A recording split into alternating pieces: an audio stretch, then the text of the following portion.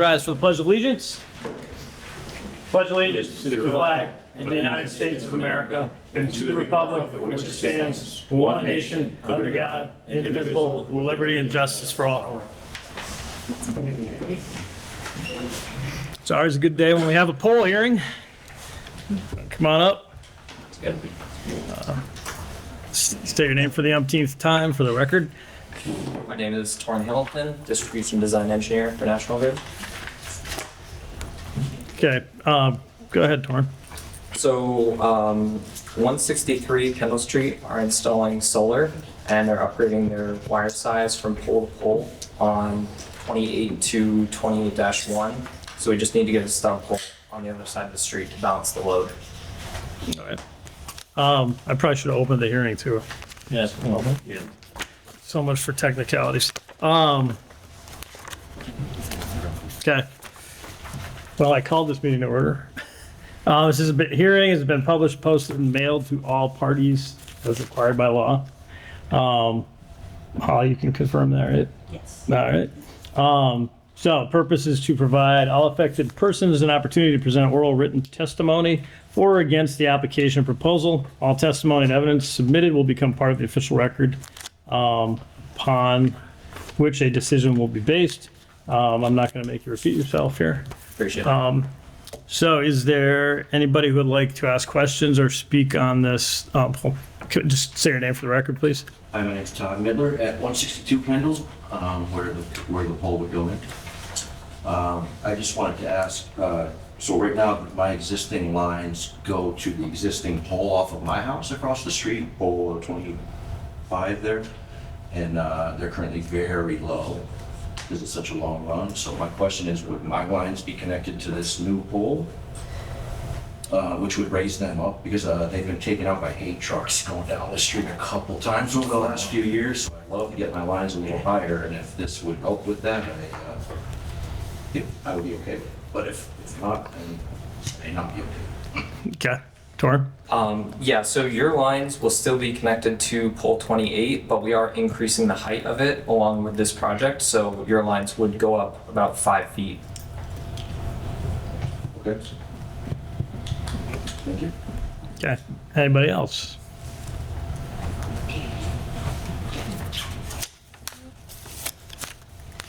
All right. All right, if there's no more commentary, questions, or anything, we will close the hearing. Thank you, and Close the public part. close the public part of the hearing. All right, I should let you guys do this here. All right, so we're ready to vote. Yeah, I don't have any issues with it. No, I'm okay with that. Still want to make motion to approve. Well, I have a motion to allow, what is it? National Grid is placing a pole at Kendall Street. The address is going to be 163. 3.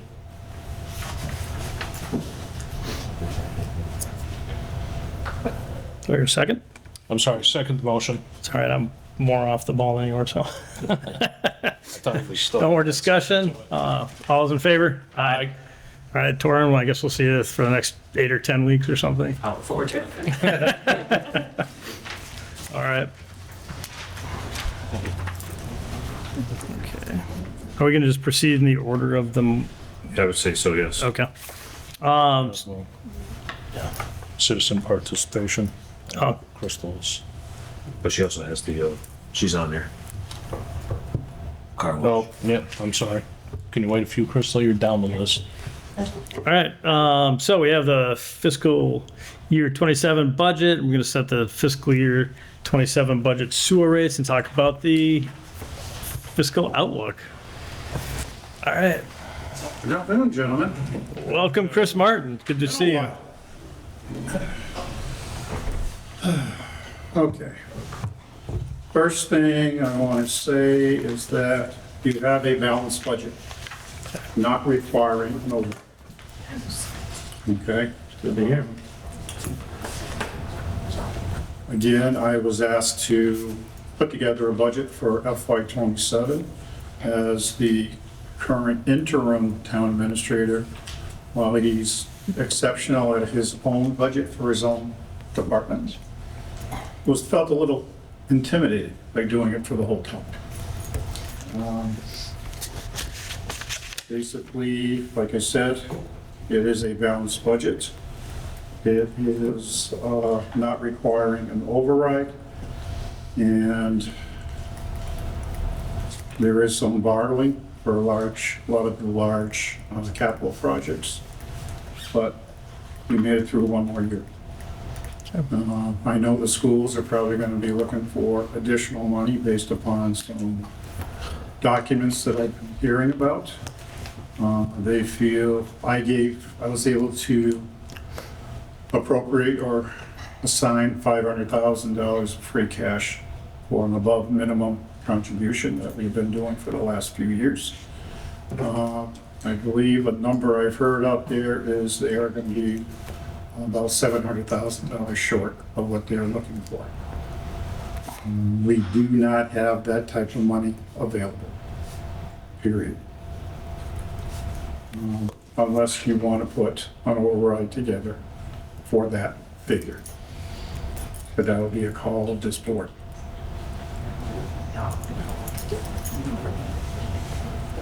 This is town business. No, that's. I'm not making a bet. That's not business, that's fine. So, any questions on the budget or any of the numbers I put together?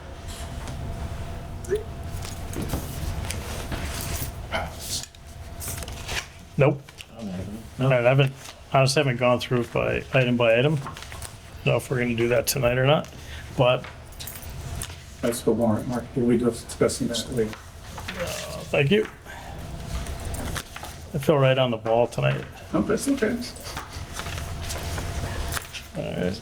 If there's no questions, and usually what we do prior to the holding of the annual town meeting is you set the sewer rates for the upcoming fiscal year based upon the budgeted numbers that we put together. Right now, we are looking at, for the community's septic system users, to go from $335 per EDU per year to $337 per EDU per year. For the Five Corners portion of the sewer, to go from $804 per year per EDU to $857 per year, or per EDU per year. And for the houses that are on the South Hadley line, to go from $450 per EDU to $500. The biggest change in this budget was South Hadley raising the sewer use fee from $450 to $500 per EDU. For the increase for the community septics, it's a 0.59% increase. For the Five Corners users, it's a 6.59% increase. And for the South Hadley users, it's an 11.11% increase. And the total budget increased 8.76% over FY26. Chris, what were the first dollar amounts you gave? That is for the community septic users. In the beginning, the first one, was that, were there three and I missed one, or did I just get confused? There's three rates. What, the first rate? One is going from $335 to $337. That is for the community septic system users. Okay. And then the next one is going from $804 to $857. And the third one is going from $450 to $500. Okay. And what was the, what did South Hadley raise? They raised the sewer user fee, Yep. okay? And that's going from $450 to $500. 500, thank you.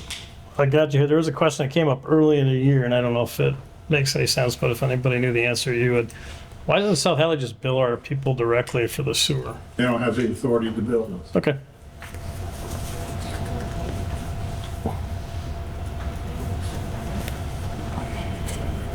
And actually, the only bills they receive from South Hadley is for the fire district tax, but that is actually issued by our tax collector Okay. on behalf of Fire District 2, Fire Water District 2, I'm sorry.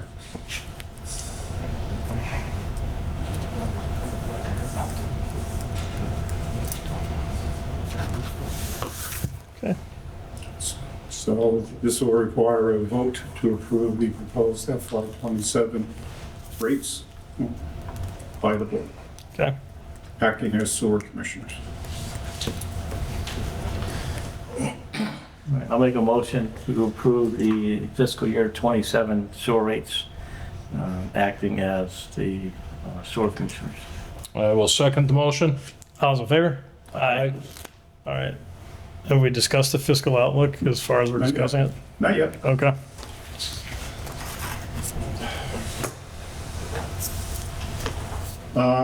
Quickly go through the annual town meeting warrant. Most of the warrant is the same as it is every year. Two increases that are in there that aren't readily apparent is under Article 2B. The assessors are requesting to be compensated $35 per parcel for necessary field work and data collection. That is up from $15 per parcel.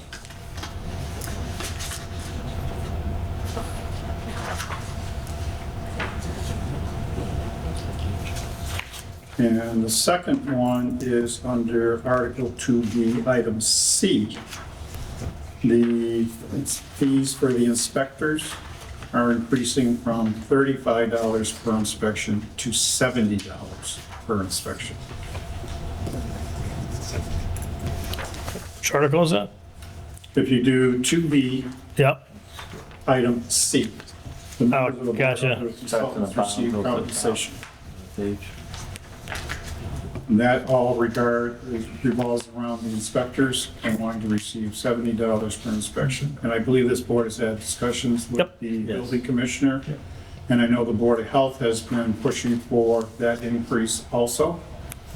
The only thing is the board is going to have to make sure that you raise your fees accordingly to cover these costs for these inspections. Well, we just raised the,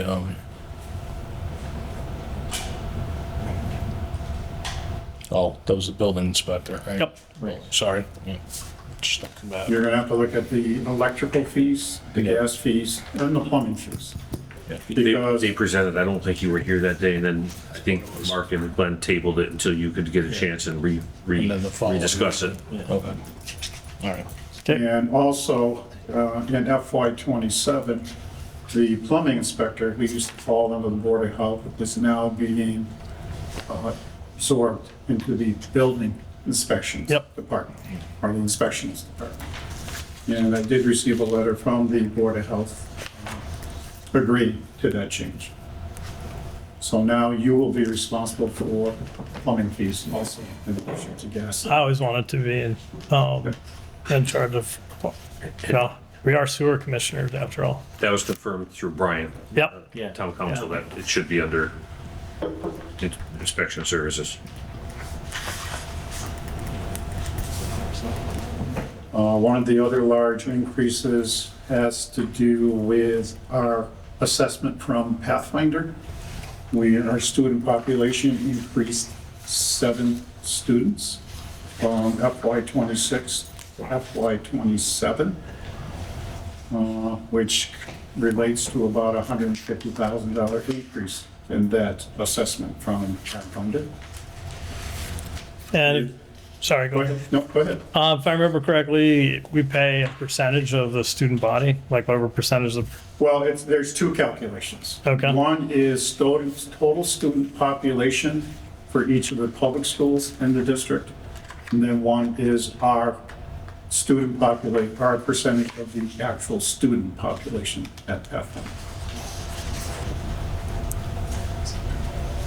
so what do you mean by total student population? What it is we have, say, 700 kids going here in Granby. Yep. or as our October 1 count. Yeah, Belchertown has 1,000, so on and so forth. That percent of that total of all the member communities' actual student population is 1% for calculating some of the changes. okay, And then we have other parts that are just based upon the actual percentage of actual student okay, population. thank you. Okay. Do we know how many kids we have going there? We will have 20, we have 21 now, we'll be going up to 28. If you want, I can forward to the board members the presentation materials from Pathfinder. Yeah, Sure, that would be great. and we thank you for attending that. Thank you. Okay, so. The other one that we also have is we currently pay for 3 students to go to Smith Voc. That is projected to go up to 5 students.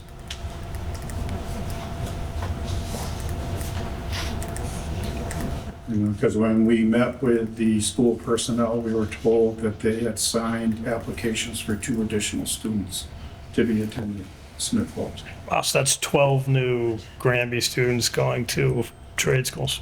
Yes.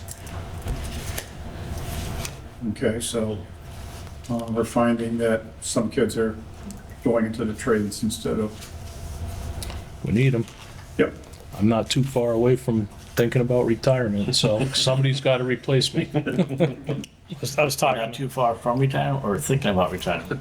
Well, Either way. I want it, whether it'll happen or not, we'll see. I was talking to somebody from your neck of the woods, and they said Franklin Tech is huge. Yes, they are. They are. They've actually outgrown their current campus, so now they're looking at building a new campus building. So they are growing too. I think you're gonna see that in all technical schools. Yeah, they started talking about this 4 or 5 years ago, that the shift was starting to happen. Yeah, You figure they go into these schools, they're basically ready to do the trades once they come out. All they have to do is pass the test and get this required number of hours to get their licensure. That's correct. And they're not incurring $150,000, $200,000 in debt to be able to go out there and be productive members in their fields. That's right. They're making money to learn, so. Yeah, so, we need people. Especially at jobs that can't be taken away from by artificial intelligence. yep. I'm sure at some point they'll figure a way of moving some of those jobs. I would love to see a robot walk on top of a wall building a house. I'd love to see that. I might pay money to Once they see get the that. balance itself, you watch, they will. All right. Anything else there that was a increase? Those are the 2 major items that Okay. you really have to be concerned about. The other one is really a long-term one. Can you hand them that waste management? Yep. Kevin and I have met with, and Holly had met with officials from Waste Management. They came in and proposed 2 types of contracts for continued curbside collection. One was a 5-year proposed contract, and the second one was a 7-year proposed contract. They are moving towards automated collection. Basically, it has to do with, they don't want their drivers getting off the truck and going into traffic. They're starting to find that that is very costly because it's open to a lot of issues when you see cars driving around these trucks when they are parked on the side of the road picking up waste. And it just is an issue, a big issue. Part of this is, from Waste Management, is they would provide both recycling carts and trash carts. And we would be going to single stream recycling versus dual stream.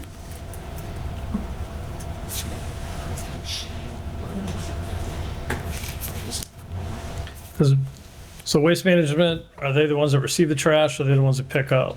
Oh, they pick They up. pick up. Republic has the other We contract? bring our municipal solid waste to the McNamara transfer station. That is a separate contract for a tipping fee for them to process our waste. We're in the third year of that contract with them. So at the end of '27, you're gonna have to go negotiate another rate with them. The recyclables go to the Springfield Material Recycling Facility, the SMRF. Right now, I think that has about another 6 years on that contract. Okay? However, I had a concern because last year, it was costing us around $45 to $50 per ton for processing of the recyclables.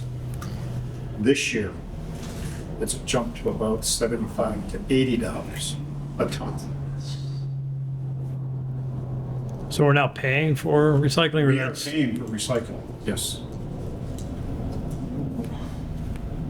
was that always the case? It was iffy. Some months the market would pay for the cost of processing it. Other times it would pay to do it, but it was something we could easily afford. Now it's a $4,000 or $5,000 bill per month. Okay, and it's, again, that's one of the stressors we have to deal with at some point. I believe Kevin received an email from USA Recycling. Yes. They want to come in and meet with us to look at giving a cost proposal for the town to do the same services that Waste is currently doing. Okay. Right now, this 7-year deal from Waste seems to be our best bet because we do not have to go out and buy carts and containers. They will be supplying them completely.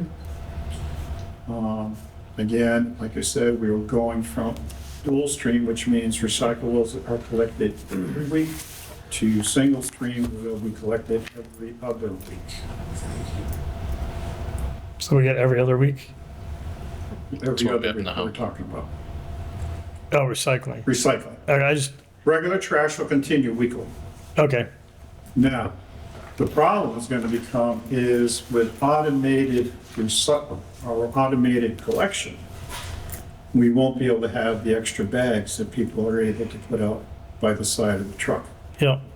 If we continue to allow that to happen, they will charge us $1.50 per bag if the guy has to get out and put trash bags into the vehicle. The other way around this is to go to a permitting type of system for if they want an additional container, say. They pay an annual fee for that additional container instead of the stickers or the trash bags themselves. So for a flat fee, you can have 2 containers. Right, you get You get one you and get the then- first container is included in what you're charged into your taxes. Yep. The second one would be at a fee, Flat fee. flat fee for 1 year, for a 1 year period of time.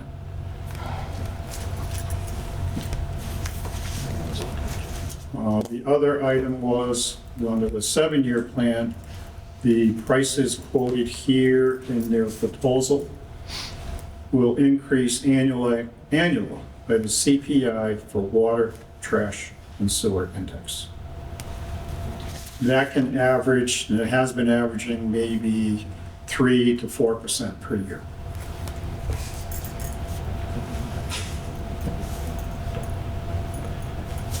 So I'm sure as we get fewer and fewer places to bring this waste to, that index will probably start going up higher and higher.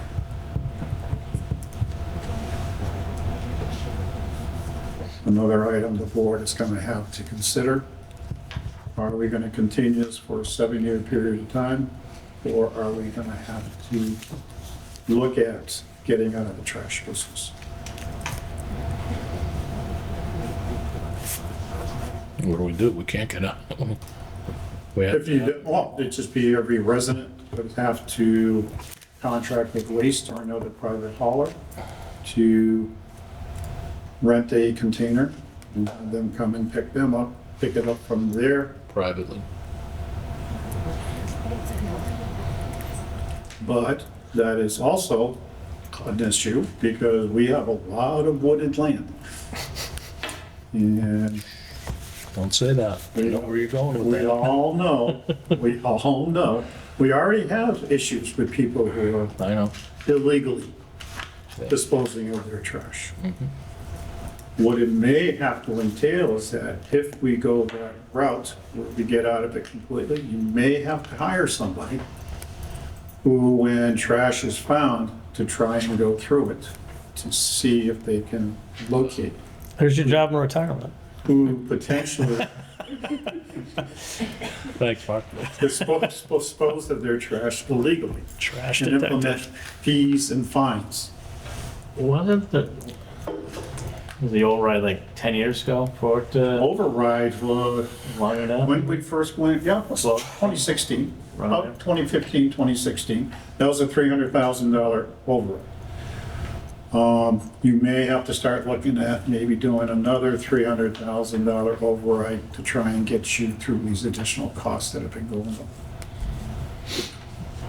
Another thing for the board to be concerned about. Trash was the most fun I had last time I was selectman. Yep, I'm sure it was. It was great.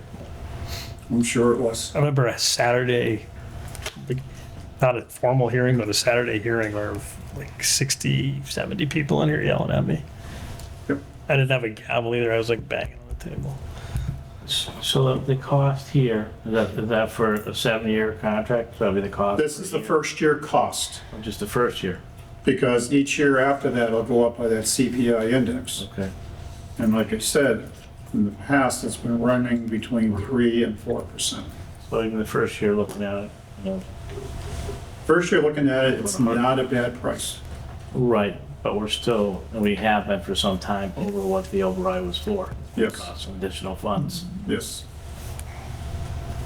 But like I said, if people want a second container, you're gonna have to just determine how many bags that container would hold, and then determine a fee, a flat fee for it for the course of a year. Well, I remember when the rep from Waste Management was here the last time, they told us they only had 2 size containers, I believe, so. One large one that they recommend for recycling, and then a smaller one for the Well, trash. it's But interesting you can because when you look at what Right. they're proposing, a 64-gallon trash container and a 96-gallon recycling container. Oh, yeah, that's different than what they told us, I think. That seems larger. Right, it is. Yeah, I just threw away 96 gallons today. Okay, so that's the issue is, but the nice thing is they are supplying the containers, not us. Yep. 'Cause Yeah, that- they're- it is a large expenditure to go out and buy containers for all residents. I was just looking at shopping around for my dad, and I mean, you can spend $200 on a container. Easily, easily. Well, it's something to look forward to. I know, and some of the concerns have been from some of our seniors too, these are heavy containers, and they take some effort to move them around too, especially when they're full. And they have to be placed close enough to the road that the arm on the truck can pick it up.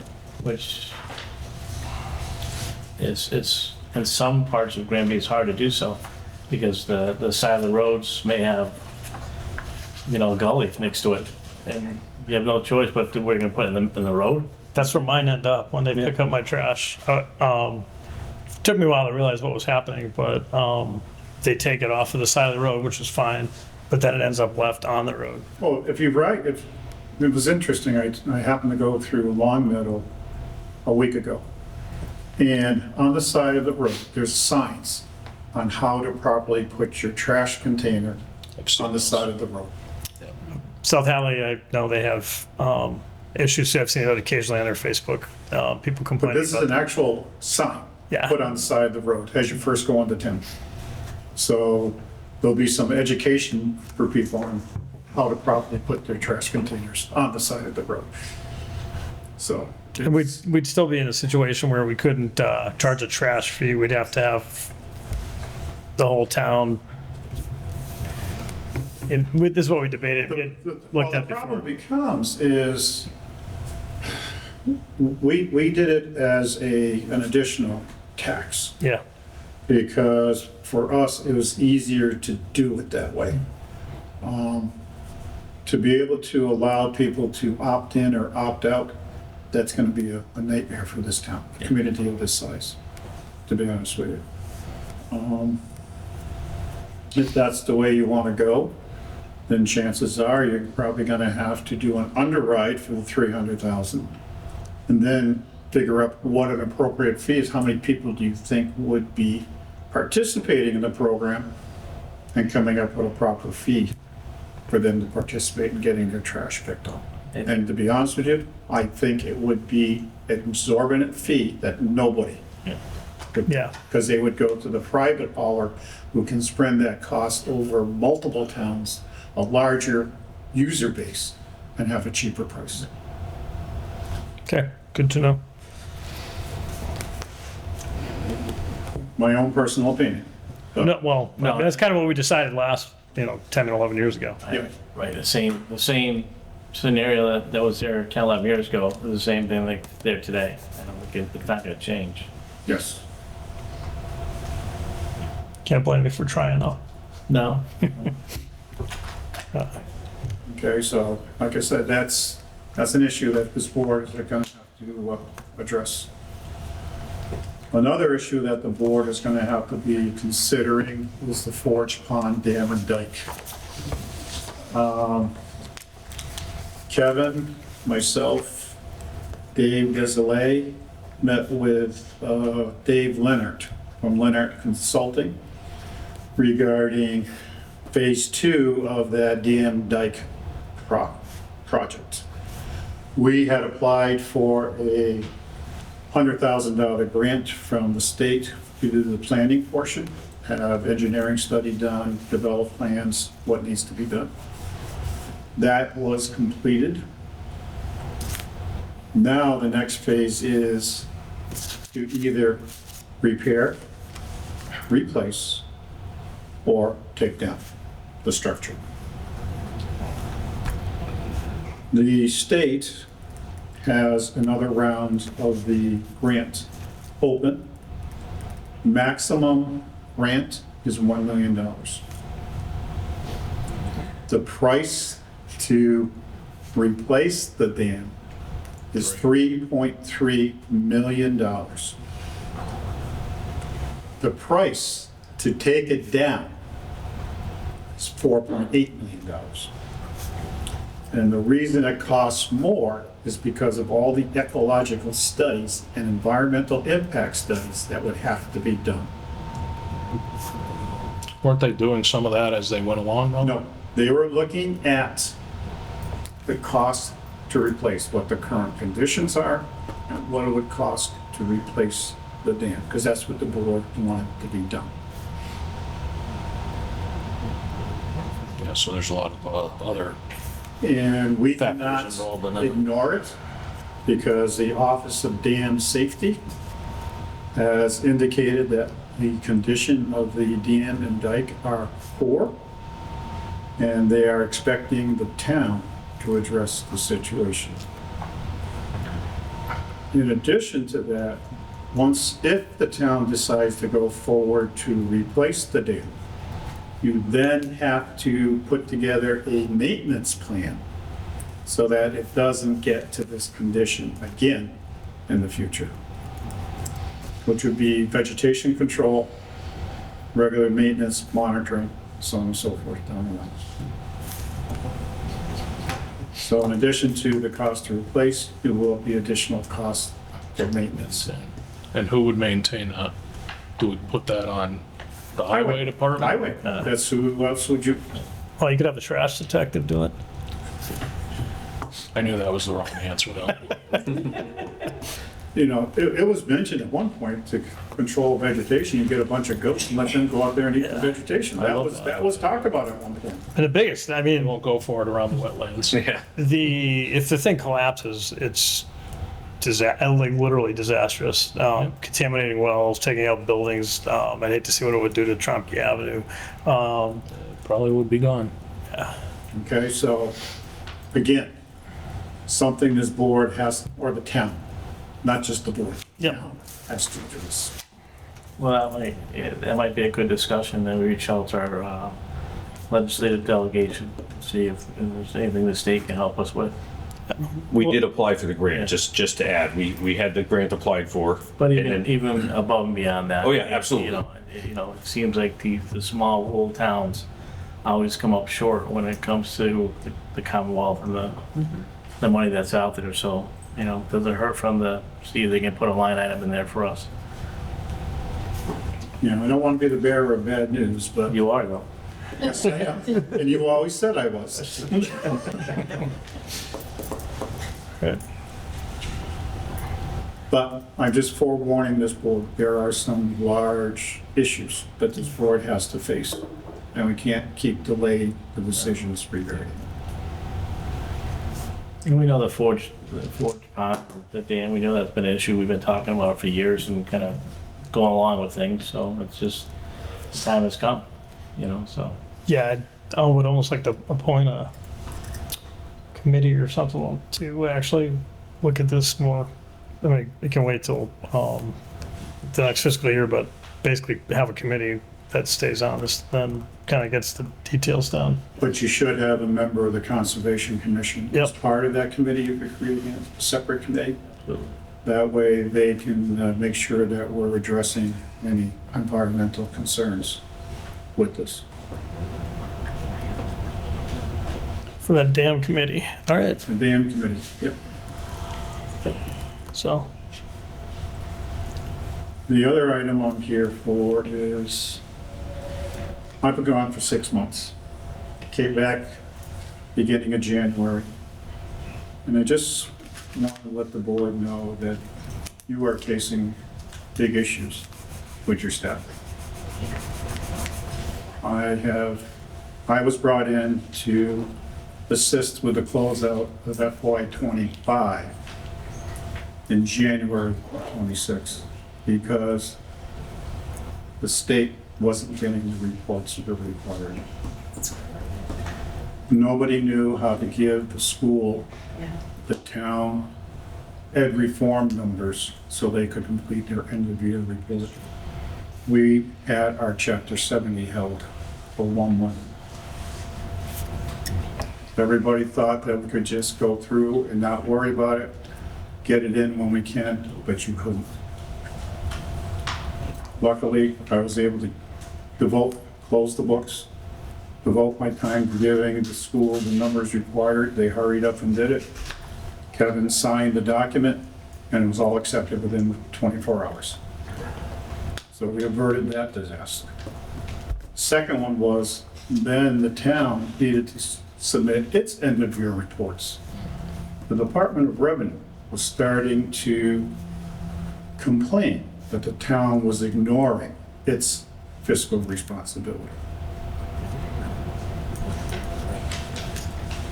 Talking to Deb Wagner from DOR, she gave us enough time to be able to submit our reports. They're late, but they're submitted. when would they ordinarily be turned in? They're due by October 1. So I thought, I submitted them in February.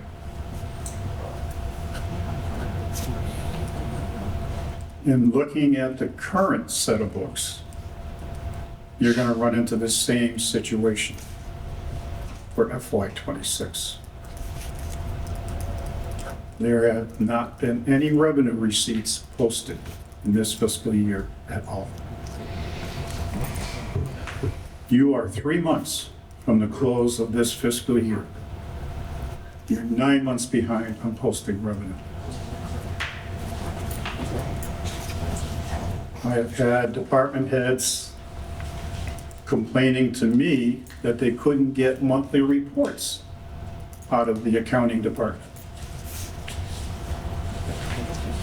You finally got a set of reports, I believe, in March, February, March. February, March. However, they're incomplete. because payroll isn't being posted into their budgets. You have a problem. You have departments operating without knowledge of what they have available in their budgets. A very, very dangerous situation. Okay? I don't want to be the bearer of bad news, but Well, you're on a roll, why stop now? you know why? I did this job for 24 years. I realize that, Chris. You know, I appreciate what you're saying, but I did this for 24 years. No, I can't see this town suffer in that manner. Agreed, I agree with that. Have to get out of that. There have been, like I said, I came back the end of December. I've had department heads coming into me and complaining. They're complaining there's a disconnect between, I'm gonna call, in schools it's called central office, and the departments. There's a disconnect. Sometimes there are things that people need and it goes into a deep dark hole and doesn't come out. They get used to a team approach. When I was there, I had the open door policy. Anybody had a complaint, they had an issue, come on and see me. The chief could attest to that. Anytime he had an issue, I would drop it. Drop whatever I was doing. Sometimes I was in a bad mood, but I don't recall that. But I would stop everything, and I'd listen to their concerns, and we would talk it through. We would put plans together. That's gone. These department heads don't have somebody they can go to try and help them. That needs to be changed. Okay? It's, again, like I said, I came back and I was appalled is maybe too hard of a word. I was shocked at how bad communication has fallen between the upper echelons of management and the department heads. How can they do their job if they're not getting the information that they need or the assistance that they need to do their jobs? Has to change. Has to change. Plus, the fact is, you've got an aging departmental age. These people, Dave DeRozier, he's talking maybe one more contract now.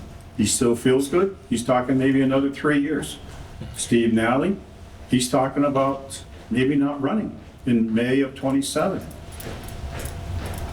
Okay? The chief, I don't know how many more years. He's talking maybe 1, maybe 2 more contracts. That's what, 6? 3 to 6 years? Not a long time. A lot of institutional knowledge will be walking out of this place. You've been lucky. Kathy has been around, still doing her part-time thing for planning and conservation. She has that institutional knowledge that people can go and get it from them. People have been lucky. I came back. Kevin comes in. He uses my institutional knowledge to help him get through things. I've had other department heads come and ask about things that I knew about and I had dealt with for 24 years. Again, it's a team approach. We've got to get that team approach back again. It's not me, I, or I'm in charge of this and I'm in charge of that. No, we are a team. And that is the attitude you have to have. This is just like, a basketball team, a football team, and every player is doing what they want to do. They're not working as a cohesive unit, and it needs to occur. I know Glenn, as a supervisor, you know the need for teamwork. Mark, you've known it.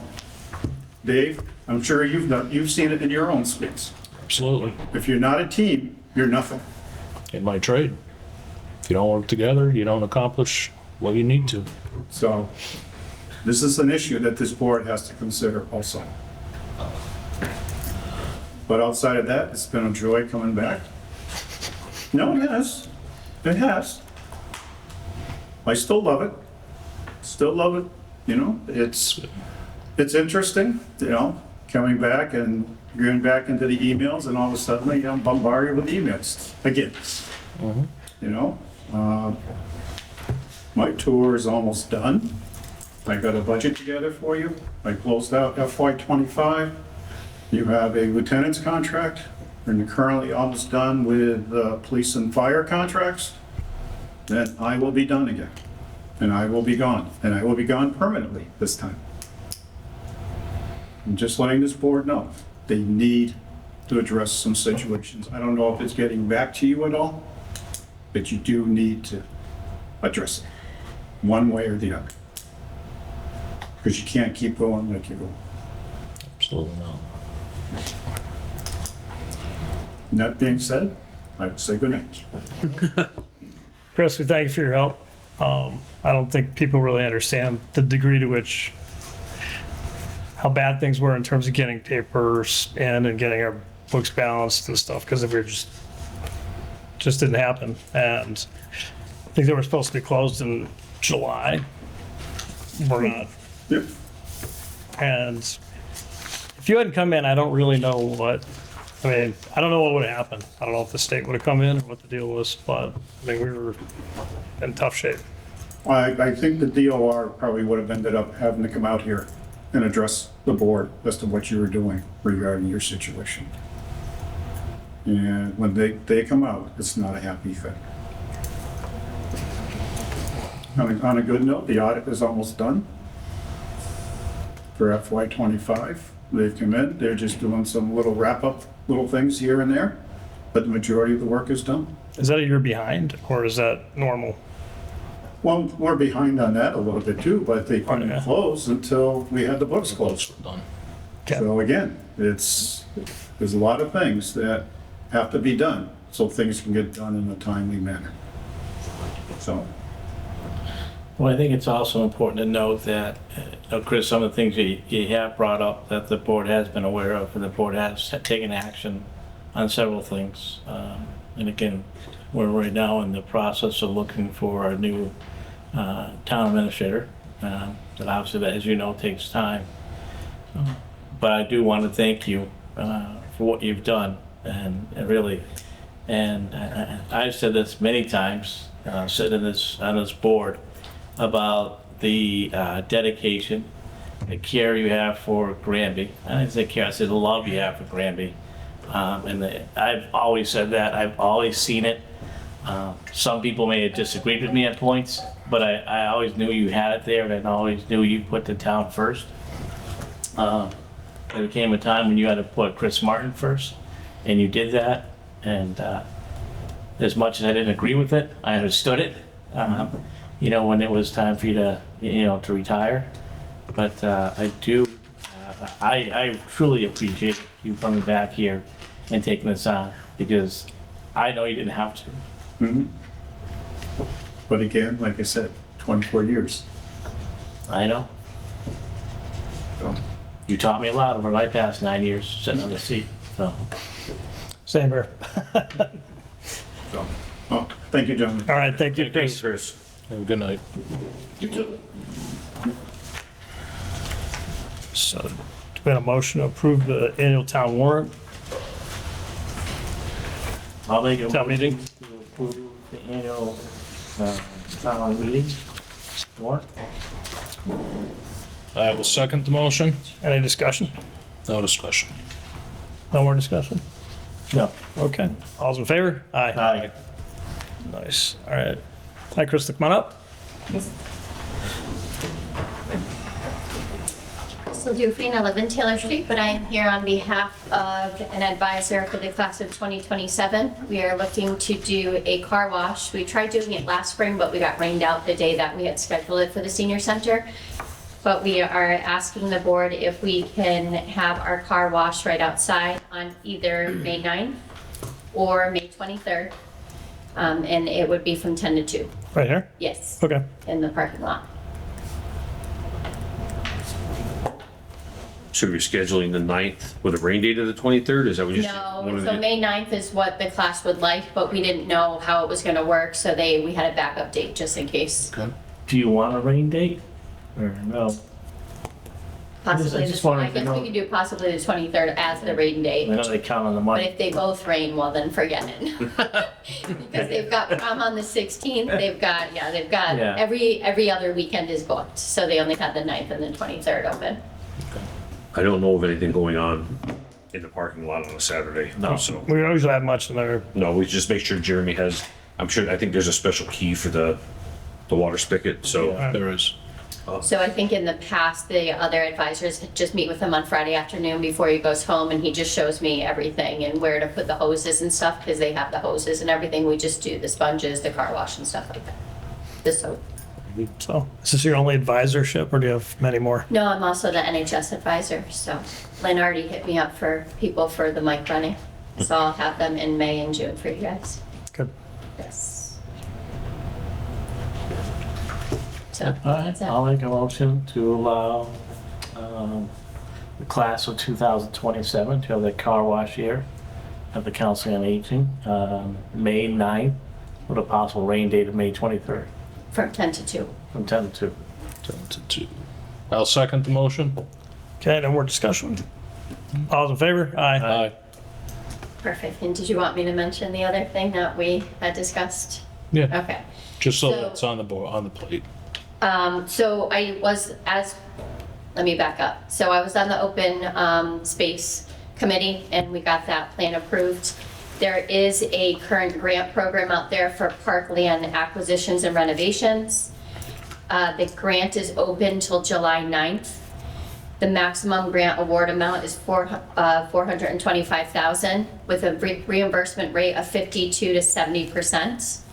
After hearing the budget, I don't know if this is something that I should even look into, but I've never applied for a grant, so I don't even know where to start with it. But I know one of the things that they've been wanting to do a lot at the school for a long time is getting rid of the old tennis courts that are all disheveled. And so I was thinking pickleball courts, if we could get the grant, but with the funding, I don't know how that's gonna work, to be honest with you, because if we're hurting just to operate, there's no, and then we have Forge Pond, and then we did I don't even know how much the study was for Dufresne Park Pond, and we haven't been able to do those two big projects that the town needed, so I just wanted to throw it out there, but it is only for parks. Is there a match involved with the grant or anything, or just, Just that they'll reimburse at a 52 to 70% rate. I mean, I'd still apply for it because Look into it. you never know what, you might have someone that may donate, you may have our highway department may be able to do something to cut the cost down. Yeah, so Melissa Crane has a meeting on Thursday, May 7th, which is a school day for me. So I wouldn't be able to go to that. That's in person at Westboro at 11 a.m. Or there's a virtual one on May 6th at 2 p.m. So that I could do virtually and just kind of look into it and see what it entails for the town. If the board agrees to give me permission to look into it, but I mean, there's plenty of things we can do. Some people had said a water park, but I think with the water at Dufresne Park, I don't think that's a good idea to put a sprinkle pad there or anything. Someone, another person had mentioned a basketball court that came up in the open space. But we also have that brand new basketball court at East Meadow that they can go to, and also at the high school. So at least we have those two in town. So, And pickleball's a new trending yes. sport there. And you could also, I mean, worst case scenario, isn't it the court's a little smaller Yeah. compared to a tennis court, but I mean, they can Right. still go there and, practice and stuff, Yeah. I don't know. Okay. So, And like Glenn said, maybe some of the work with Dave would actually be like an in-kind match, so. Right. That would count towards some of the Yeah. costs, So the board's okay if I RSVP to Melissa Crayon, I think you're not saying this. just make a motion. I agree, it's worth looking into. You want to make a motion to authorize Crystal to look into this grant? Yeah, I will make a motion to authorize Crystal to look into a grant with a 52 to 70% reimbursement rate to modernize or remodel Yeah. the old school tennis courts or possibly a basketball court at Dufresne Park. So we'll see what the grant entails, I guess, from there. But I think the pickleball course is probably the best way to go because we don't have that in town. Right. Sure. I'll second the motion. All right. Would PV Pioneer Valley Planning help you at all if you needed it with? They might be able to help us with the grant writing once we find out if it's something that we are interested in. Yep. So after I meet with Melissa, I'll RSVP for the online meeting that she has, and then I'll keep the board appraised whether you guys want me to appear, or if I can just send it to the chief and then he sends it out to you guys, however you guys, or if I send it to Holly and she sends it out, however you guys are doing it, I can send it to the select board email. Yeah, whoever Send the it out whoever the town administrator is. at that time. Yeah, and then yeah, thank you. Okay, perfect. That was it. Thank you so much. Thank you, Crystal. Okay, today we have guests, Judy DeLong. Mary Lou, you're coming up to her, or you just here for moral support? She has no voice, Okay, okay. so she gets out of it easy. Okay. So just so people who don't know at home, we have Judy DeLong who runs Granby to Go, and Mary Lou Guinara who runs Neighbors Helping Neighbors. They're both, one of the things that I learned from going to Granby to Go was a lot of people donate food, but there is a whole group of people, a community, people who are working part of their job, but also working volunteer to make sure the food gets distributed. And it's really, I was really impressed. It's just something, I've participated in food drives before, but I'd never seen anything past dropping things off. And there's a major amount of coordination to get things distributed into the hands of people who need it. So I was glad I came over that day. I learned a lot. So, so you had some senior food access concerns. Yes, thank you for inviting me, Mary Lou. And then also we have Prasanna Jordan, who is a co-president for Neighbors Helping Neighbors Granby to Go Board. And what we've noticed, as you know, we do weekend food bags for the kids. When the government shutdown happened, we had a lot of people approaching us at Granby to Go. And it wasn't just families with children, it was senior citizens, everyone else. Because we do a lot also with state and local legislation, we were able to get 2 grants. So we came up with the idea of having food mobiles. In December, it was, as you can see, what I have shown to you, the numbers have grown dramatically. And with our seniors we have coming in, what we're trying to do is see what we can do with the Council of Aging. We are doing it with the mobile, as you can see, we are servicing many. As of last week, we had 108 people come through in an hour and a half. That's a lot. We're seeing a lot of seniors come in, but I'm not the one that normally does the stats when they first come in. I'm the one that does the final part and double checks everything. We notice seniors are also coming in now that are taking care of their grandchildren in their home, whether there's no parent. So our main thing is to see what we can do to come into the senior center to help get more food out to the elderly. Mary Lou at Neighbors Helping Neighbors, they want to run a wonderful program where it's client choice. So say if they call them, they can pick out what they would like for meats and dairy and produce and canned goods.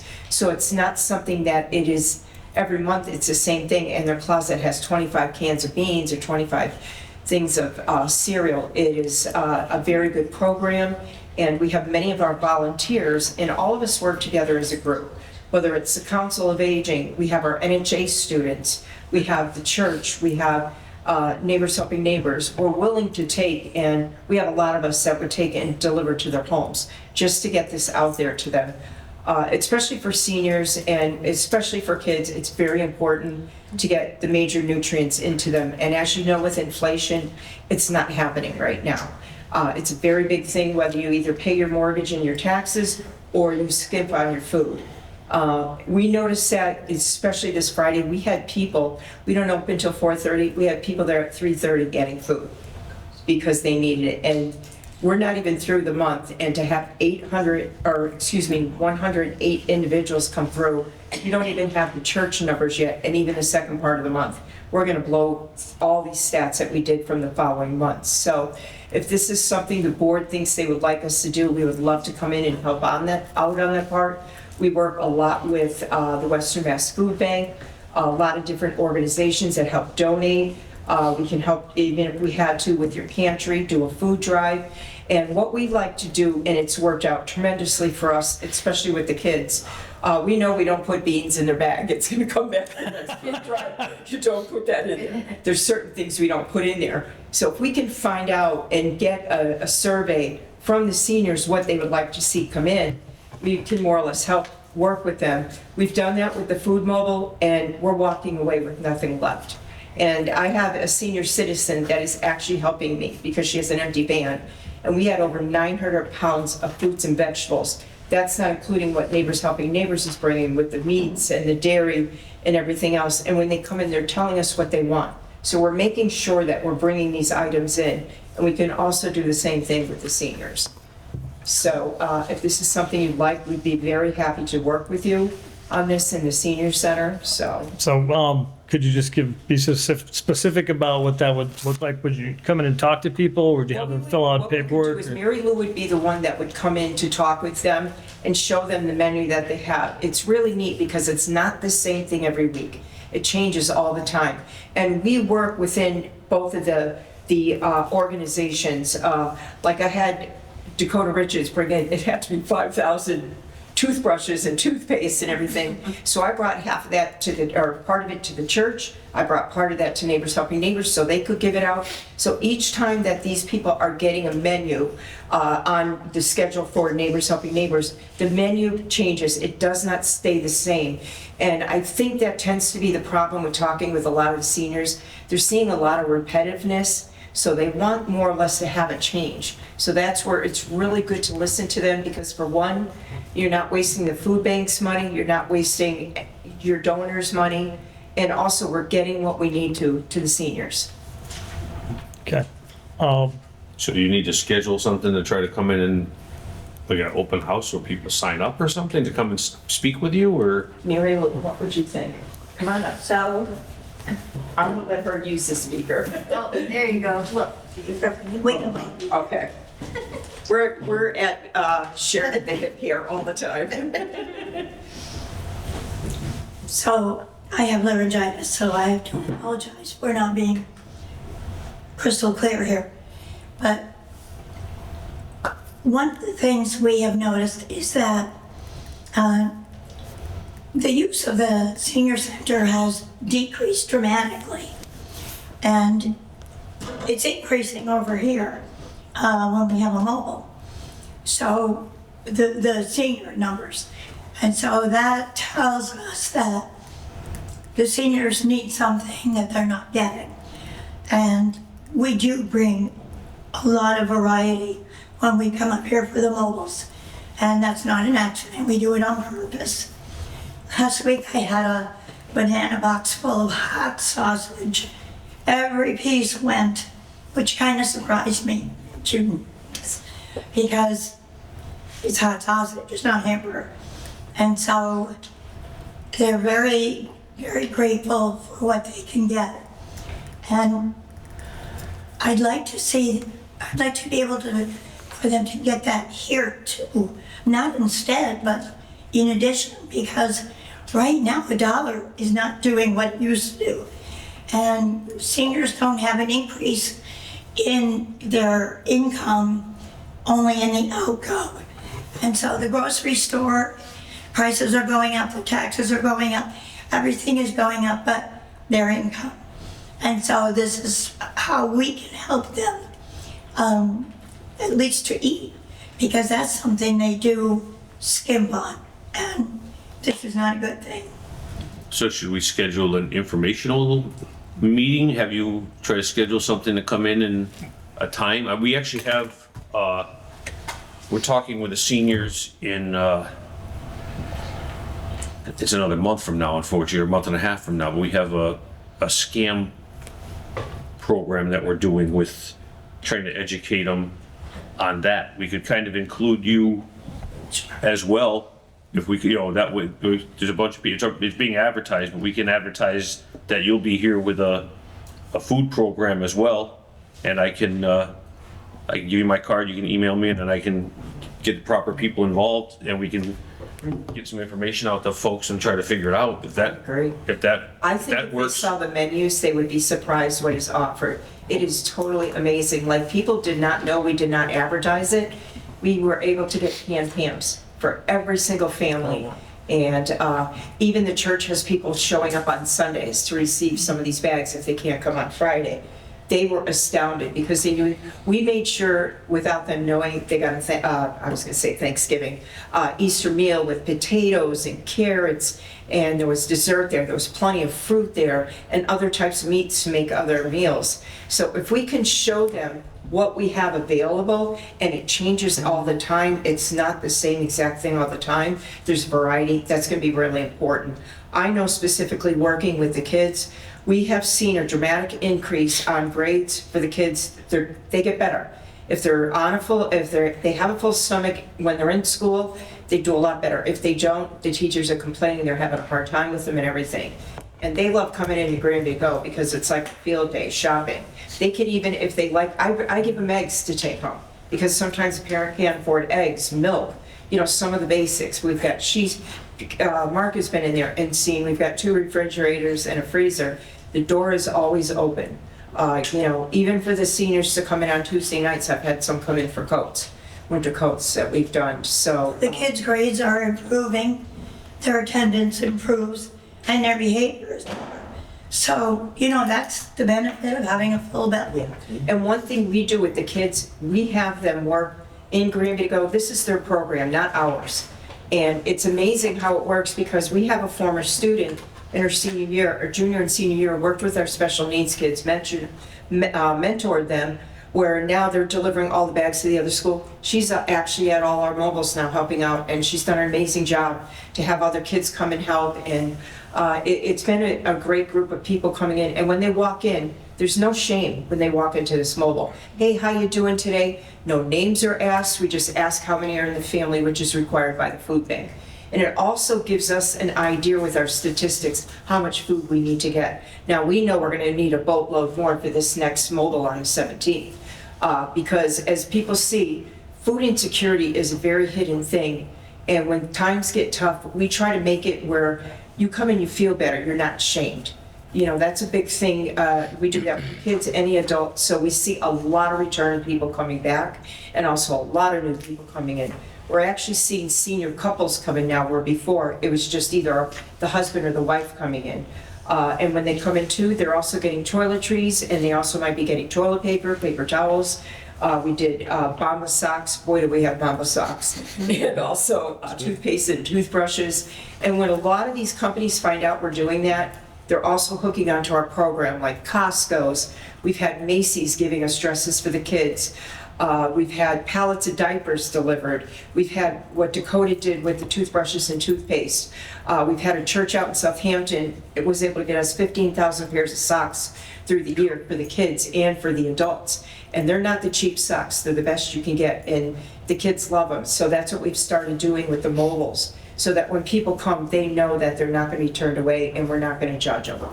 They come in and they go, wow. Because we have tables, Tables. like a U-shaped table filled with food, meat, vegetables, produce. It's really rewarding.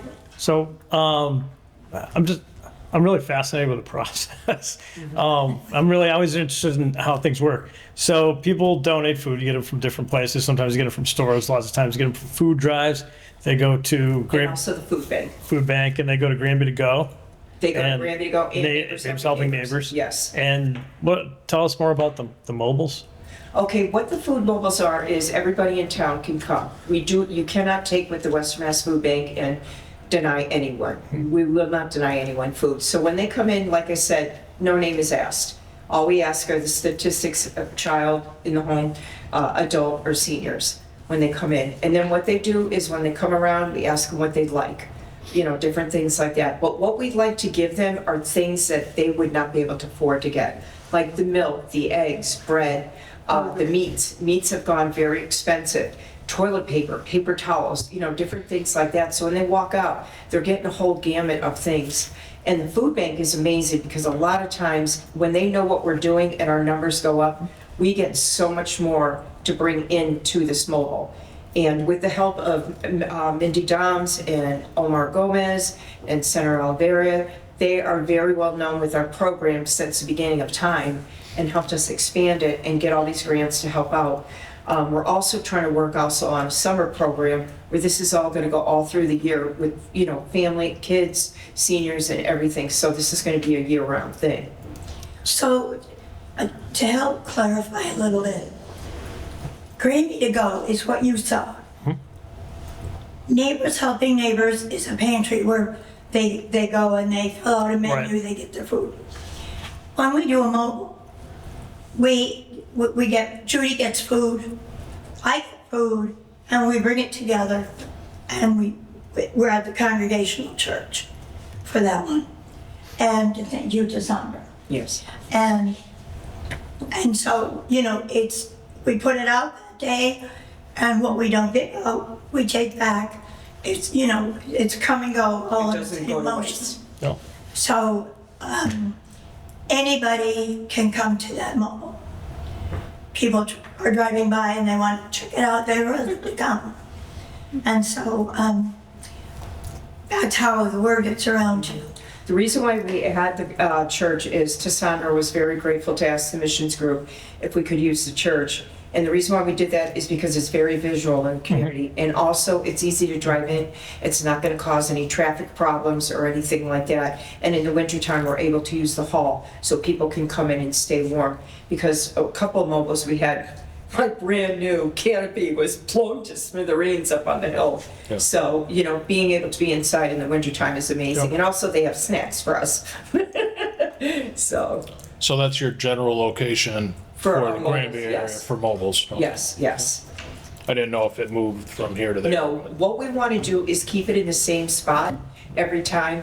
We're putting it on social media. We've had the newspapers pick it up so that they're able to also get this out for us too. But like I said, we're starting to see a lot of new Granby residents coming in, and also they're getting to know Granby Go. We're on Tuesday nights. Yes, they can come in and get clothing. They can't get food because that's the kids, they're for them and their parents and everything. But it's an all-around win-win for everybody, so. That's great. It also, one of the things that's amazing about it is that we have Neighbors Helping Neighbors and Granby to Go joined together. So that board combined in order to work with both towns. So what we wanted people to realize is that our Granby residents were not accessing the Neighbors Helping Neighbors pantry so much because there was a stigma between going back and forth. So we said those people don't not need to eat, they still need to access that food. So these mobiles have put out there what some of Neighbors Helping Neighbors has, and in each of the bags that we pass out, there's the flyer that lets them know what days they can also access that pantry. So just because we're having the mobiles doesn't stop them from being able to go to Neighbors Helping Neighbors. Right. So what we're trying to do is create more places they can get that food, and then where we can show them other resources and things like that. And it's all operated on a volunteer basis. We've got people that help at Granby to Go, we've got people that help at Neighbors Helping Neighbors, and then our missions and our youth group help run it. So our kids, you might catch them out there with a sign that they wave around that says free food, and they dance out on the side of the road to try and get people's attention. But it's become kind of a community gathering place, and we try and do it twice a month, and I don't think we've missed twice yet. And it started in December, and it's starting to catch on, and that's what we want. We want our community to be well fed and cared for. It seems like one of those things where the more people who get involved, the more people will know, the more people you'll get. Right. Well, also too, Mary Lou and I belong to a thing called FRAC, which everything that's going on with Congress, whether it's SNAP, with Social Security, anything like that. And we've been watching a lot of what's going on, and they're talking even more of cutting more programs. which is going to really significantly affect the kids, working, families that are really trying to get by, and also our elderly. So that's where also this comes into play too, where it does help the families where they don't feel like they really have to pull, for food. They shouldn't have to do it. It's a basic need, And summer is coming, no school. So it's harder for the kids to, people might not know, but Granby to Go, Judy started it, right? No, it was actually my daughter, Nancy Jenks. Okay. And she was the school nurse leader in the school district. And they had a lot of students coming into the nursing clinics. They started in a wrestling closet that was small. And now we're on the other side in the old machine shop, and we have 983 square feet that is with clothing. We have a washer and dryer. And also we have the closed area where the garage part is, which we're required by the food bank to keep locked with their requirements. But with the washer and dryer, when we first got it, I'm like, no, we will actually have kids leave their backpack at the door. We'll wash their clothing, dry it, give it back to them, and then they'll take it home. And we found the kids will come to school. Where sometimes if they don't have clean clothes, they won't come. Or we've had instances where we've had kids, 2 or 3 kids in the family are sharing the same clothes. So, but we have on Tuesday night, our volunteers are wonderful. They get to know the families, they become friends, and they will help certain families that they know really need it. We had one boy, we gave him 3 bags full of clothes. Polo, Cassandra was able to get a very large new donation of clothing, of boys' clothes. And he said it was the first time he had ever had brand new clothes, and this was a high school student. So if we can bring these to the kids and make them successful, we've done our part. Our part of our mission is feeding families and filling the gap. So The stories we hear are really heartbreaking. We know that in Granby and South Hadley both, there are kids that go to school not having had dinner the night before or any breakfast. How are the kids supposed to learn? A body without food can't work, learn, or play. the first week we started, we had a young girl come in and I showed Mary Lou the t-shirt. I went into a closet and cried. The whole top of it was chewed off, and I said, what happened? And what she was doing was chewing it and swallowing it to stay full till the next day. And the reason why, we found out the best place for Granby to go is to be in the high school, because the older students will literally come down and get food for the siblings and themselves. Mm-hmm. So they will take care of the younger ones at home. So we know it's vital to be in that, in that school and everything, so. That's also helped with the stigma, because now it's well known. Granby, you go down there and they all know that it's there and that their friends use it, and they, you come with me, you gotta come see this. So, that's just the high school, but. This is one of those things where, hunger's invisible to most of us. Well, we don't know what's happening in people's houses, and we have homeless people who. Yeah. We do have some homeless families, but we make sure they're taken care of and find resources. But what I've also done the last couple of years, and it's been very helpful, I'll sit with the kids at lunch and I can see who's picking off another student's plate. So then I'll say, hey, come in to Granby to go get snacks, but in the meanwhile, I'm giving them a bag to shove in their backpack. And I've also taken and brought my 3-month-old granddaughter, now she's 2. The kids love her, and it's also brought a lot of the kids in because, hey, where's Madison? Yeah. In that, but it's broken a lot of the stigma down. And you'll actually see some of these kids, they'll get lunch and breakfast, it's still not enough. Mm-hmm. We're currently working right now, the chef and I in the kitchen, in one of the classes with the USDA, because the requirement for the food that the kids get in school, 90% of the calories are in school. Well, right now, if you have a student, especially my grandson, he's 13 years old, he's 5'9", half a cup or a cup of vegetables is not going to fly. We all know that. So right now, what we're trying to do is work with Chef Doug and the kids on writing to the USDA, and who more to give a more powerful impact to the kids. Yep. And if the kids do that, we have more of a chance of hiring that amount of volume for the kids for food in school.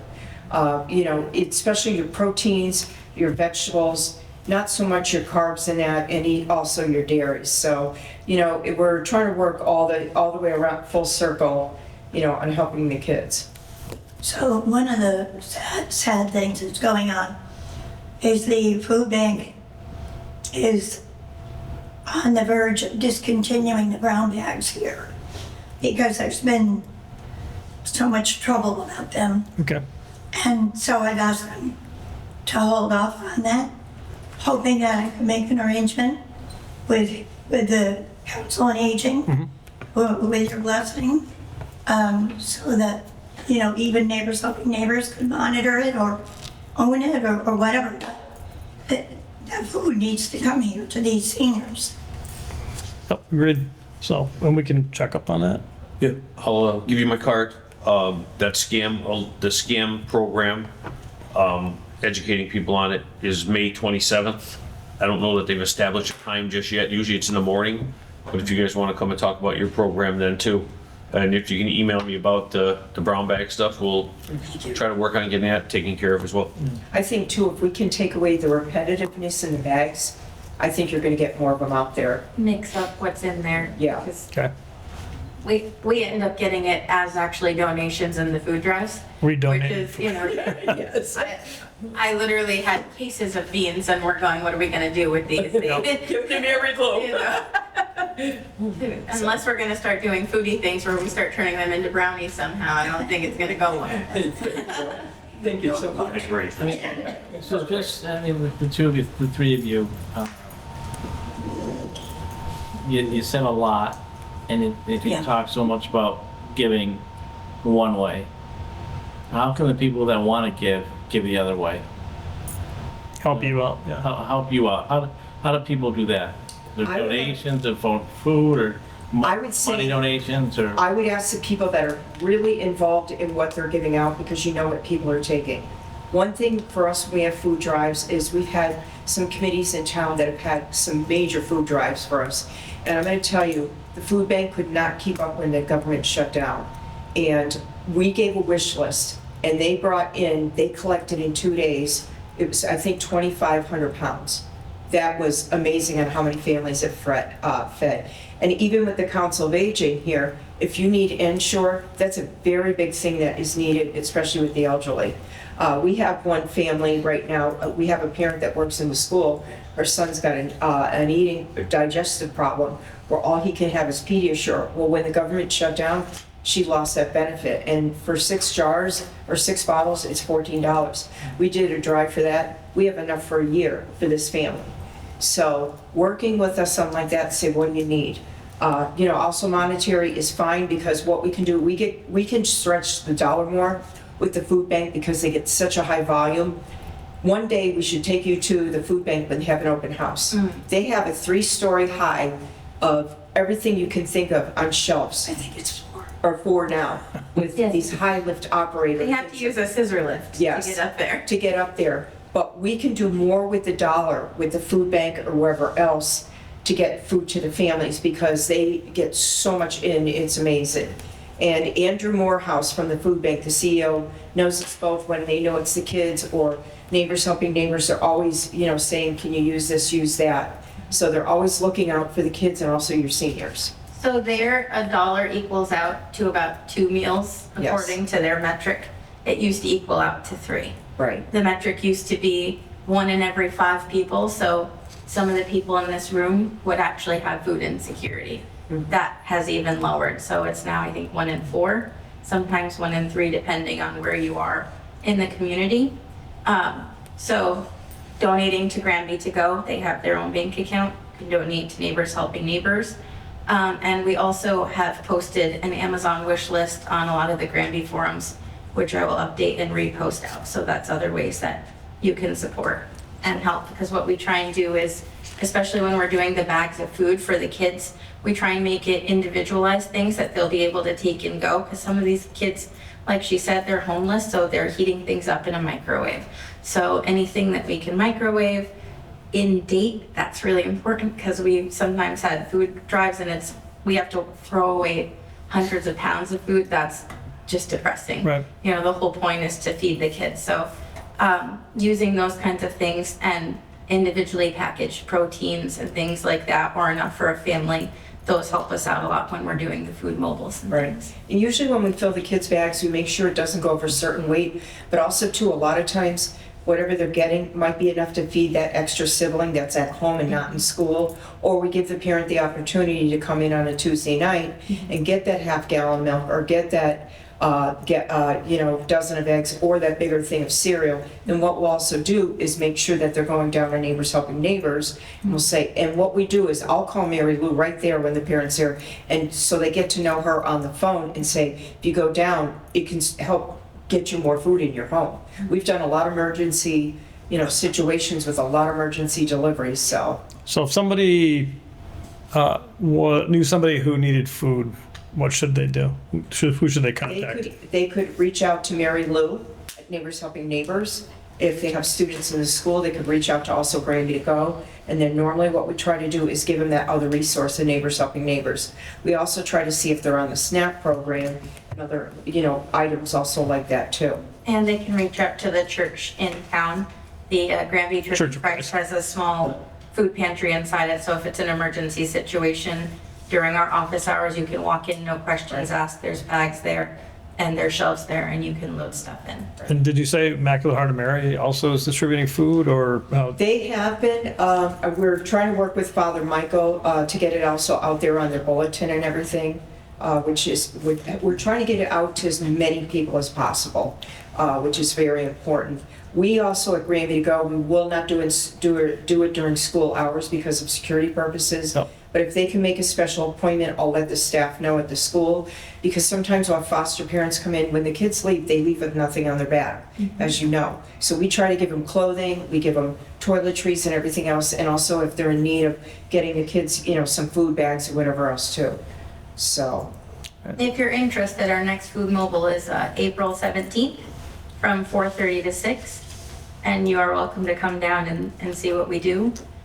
If you know somebody that needs it, we just ask you to try and bring some reusable bags. We got 500 and we've got about 40 left. I had Marshalls, they donated 500 of these red big bags, and we're almost gone on them.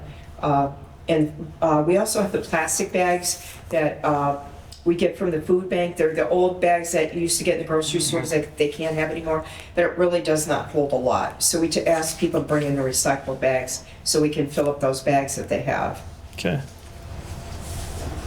Okay, so we have some action steps all set, and Yes. we thank you very much for coming in. Thank You're you. doing good work. That's what we're here for, so. Come on down and see Neighbors Helping Neighbors next. Yeah, Okay. Yeah, it's that's a amazing. cool tour. All right. Now, is that near the Methodist Church? Okay. Oh, during COVID, you'd be surprised what we were doing. We were bringing food to doorsteps and everything, and it was amazing. The whole school got involved in delivering to our families and everything. Families lost their jobs right away, and it's amazing how much we went into action. I'm just glad I don't have to do any more Zoom meetings. Thanks for coming in. Thank you. Thank you very Thanks much. for having us. Good night.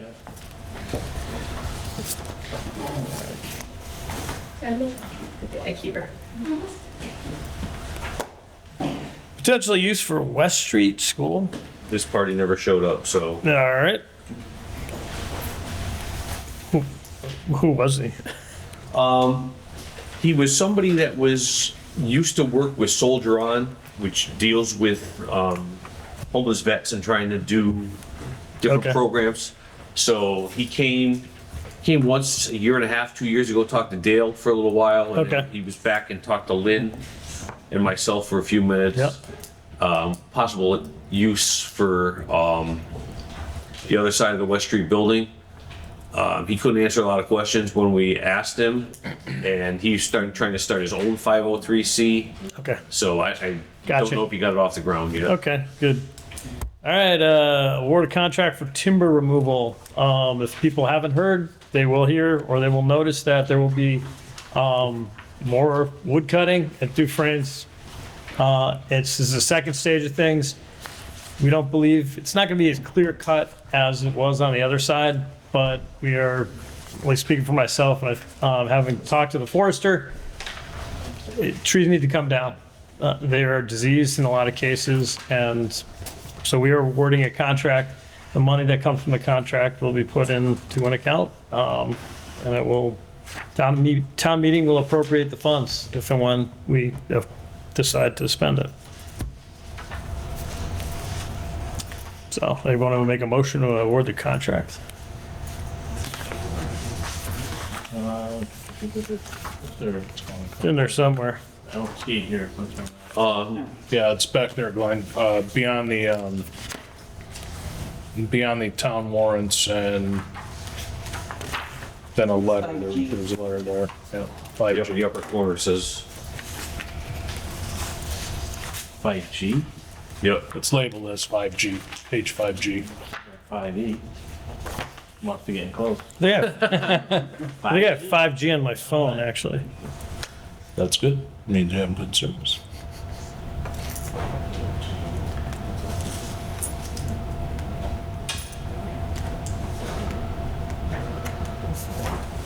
Oh, yeah, you got it? So, I'm assuming it's the highlighted one, right? Yeah, it's the highest bidder in this case. Okay. Just the opposite in both cases. Yeah. All right, make a motion that we approve the bid for timber to J.H. Conkey and Sons out of Belchertown, Mass. The total bid price is $75,200. I will second the motion. Any more discussion? No discussion. All's in favor? Aye.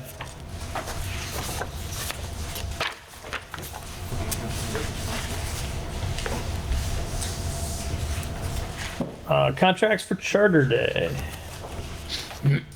Yes, we have several. The first one is for Pyrotechnical Code, Fireworks Inc.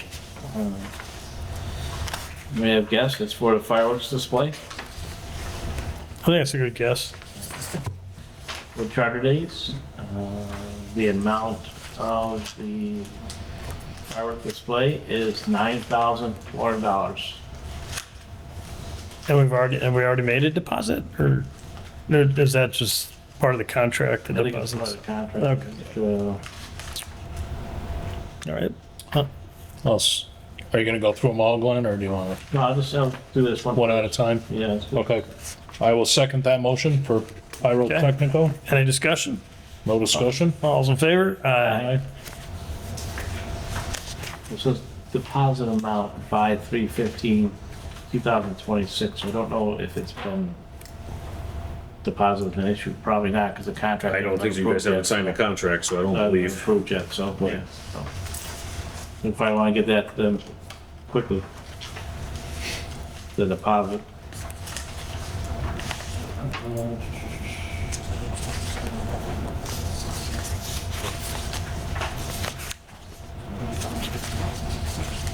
Who is signing off on these?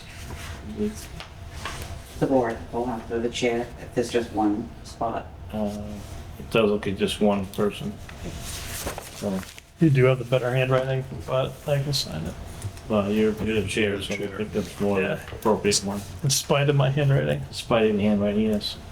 So with that said too, I'll make a motion to allow the chair, Mark Bale, to sign off on the contract.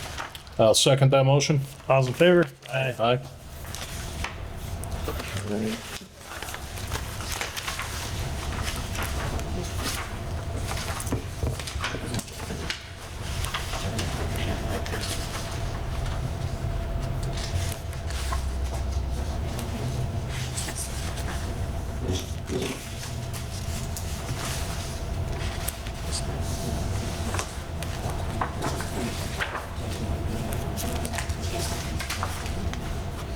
Today's the 6th, right? Yes, Always a good day when I know what day it is. that is true.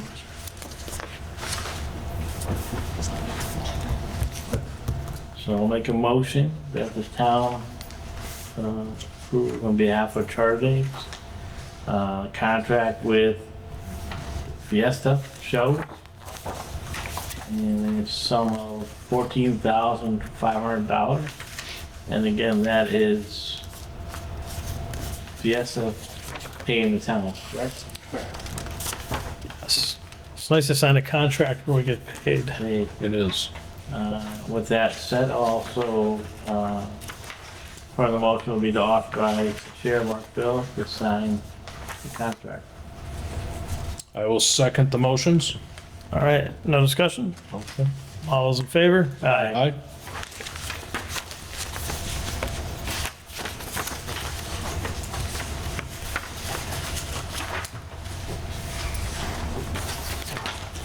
I sign where it says committee. Oh, Yeah. okay.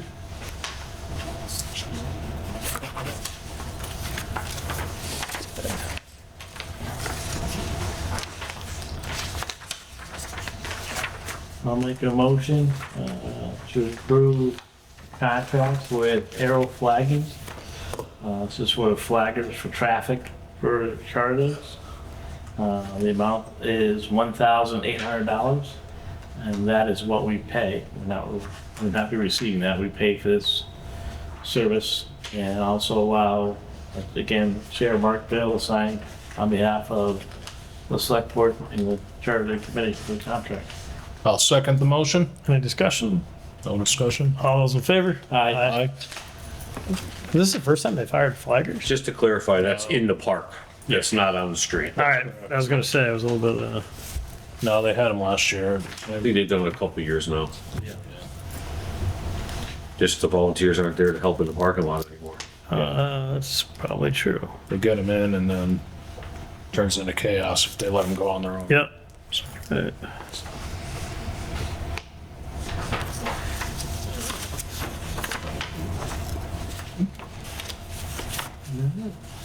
I'll make a motion to approve a contract with MAPA, MAPTA. They are the truck pulling contract for charter days. The amount of $6,750.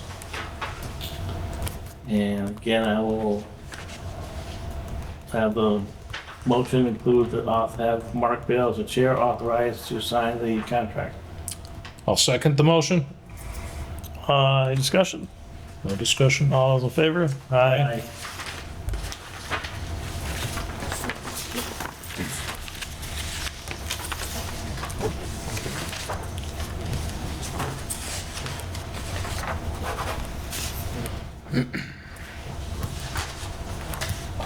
These two need signatures. This is from, we've already approved that.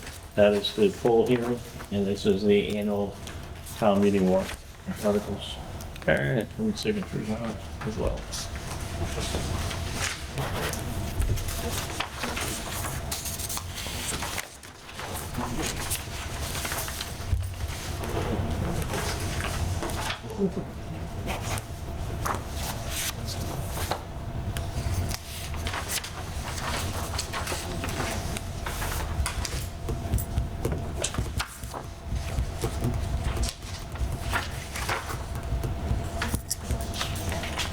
You gotta watch one of the truck pulls sometime to see what they actually do.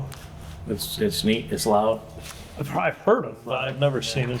And man, how do you win? Be prepared to You gotta pull the weight the furthest. Is that what it is? You toe weight, you gotta pull it the furthest, or pull the furthest ones. Okay.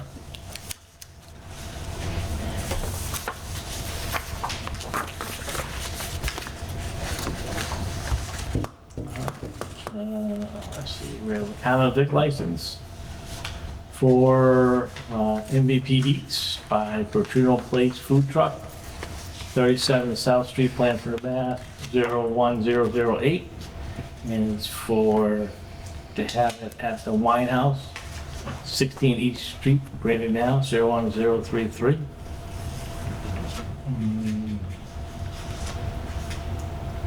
There's no date on here. no date of the event.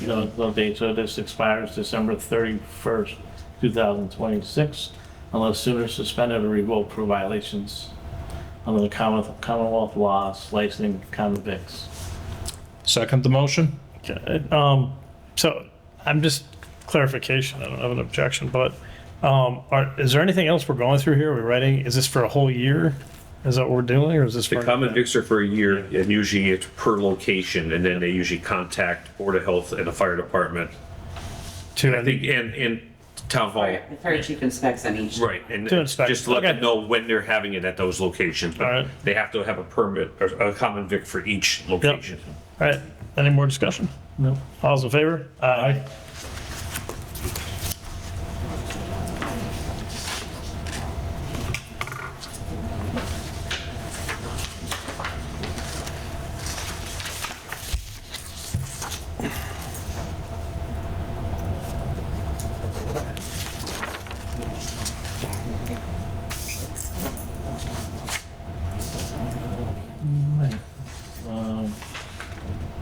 This looks like it's for charter days, correct? Yeah, charter day, it's, 1 day for 3 days. Notice of approval, special license for the town of Granby, authorizing from 4/6/26, Friday to June 12, 2026. Is that right, the date? Because they're Yeah. applying today and they're actually having it on a certain day. Yeah, that's Okay. the- Oh, that's this the is the date. approval date, yeah. Okay, I see that, yeah. It is for Leadfoot Brewery, 95 North Chickadee Street, Chickadee, Mass. 01020. The effective date of the license will be June 12, 2026. Authorized hours of sales, 5 PM to 10 PM on June 12th, 5 PM to 9:30, with 2 drinks per person, 9:30 to 10 PM, and then 1 drink per person. Oh, sorry. Authorized hours of sales, 5 PM to 10 PM for June 12th, from 5 PM to 9:30 PM, 2 drinks per person. From 9:30 to 10 PM, 1 drink per person. So that's what they can. Correct, so we can start winding it down before they close up. Yeah, so that's what they can purchase, it's not. Correct. Okay. It's the same restrictions we've had every year. No, I get that, just usually it says purchase, so it's just, it reads almost like a person can have 2 drinks and that's it. Oh, yeah, no, it's purchase per person, yeah. Yeah. All right, description of license and premises is for Dufresne Park area, Kendall Street side, for charter day in confined designated tent or larger area, no larger than 40 by 80 area with only 1 entrance and 1 exit. It will be wine and malt beverages only, and it's for-profit companies. That's the motion. I'll second the motion. Any more discussion? I wish they were here right now. All's in favor? Aye.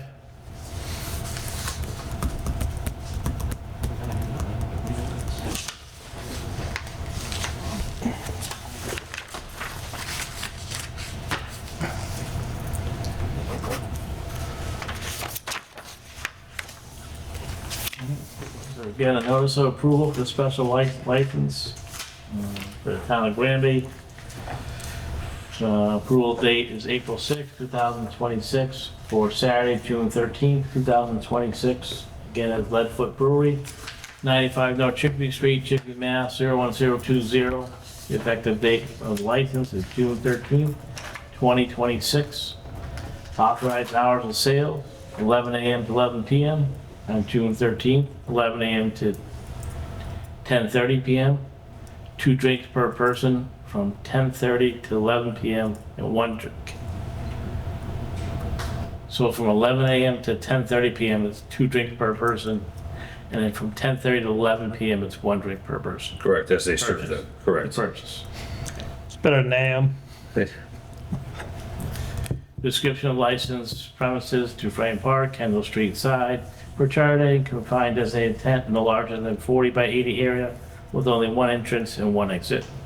Wines and malt beverages only, and for profit business. I'll second the motion. Any discussion? All's in favor? Aye.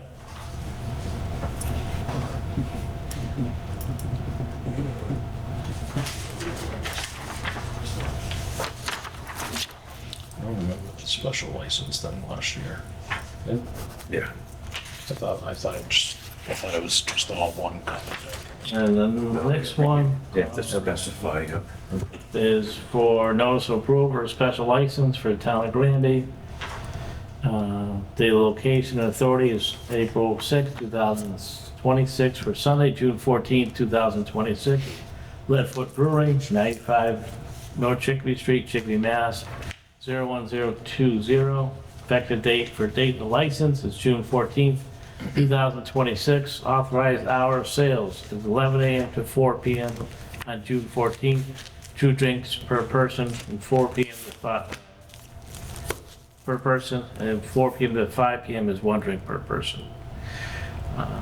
Area licensed premises, Dufresne Park area, Kendall Street side for Charter Day, and confined as a tent enlargement. 40 by 80 with only 1 entrance and 1 exit. Again, wine and malt beverages only, and for-profit business. Second the motion? Any discussion? All's in favor? Aye.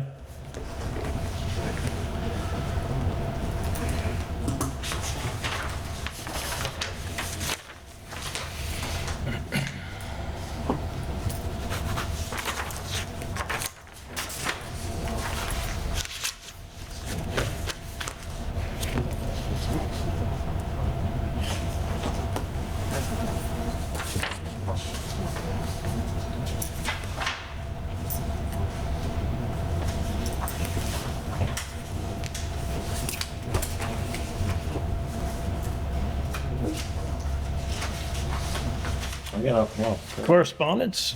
Yep, we've got a notice of filing from the DPU regarding energy rates from National Grid. Looks like they're decreasing them for the summer a little bit. Oh, that's nice. I was actually reading about municipal aggregation this morning. That sounds really enthralling. That was Being good. really generous, 29 to 68 cents. Yeah. Yeah. Well, they increased it. No, Decrease. that'll be It's a your savings. Yeah, Till you turn your AC on. And again, another notice, this time from DPU regarding telecommunications and cable. They're having a hearing discussing their proposals.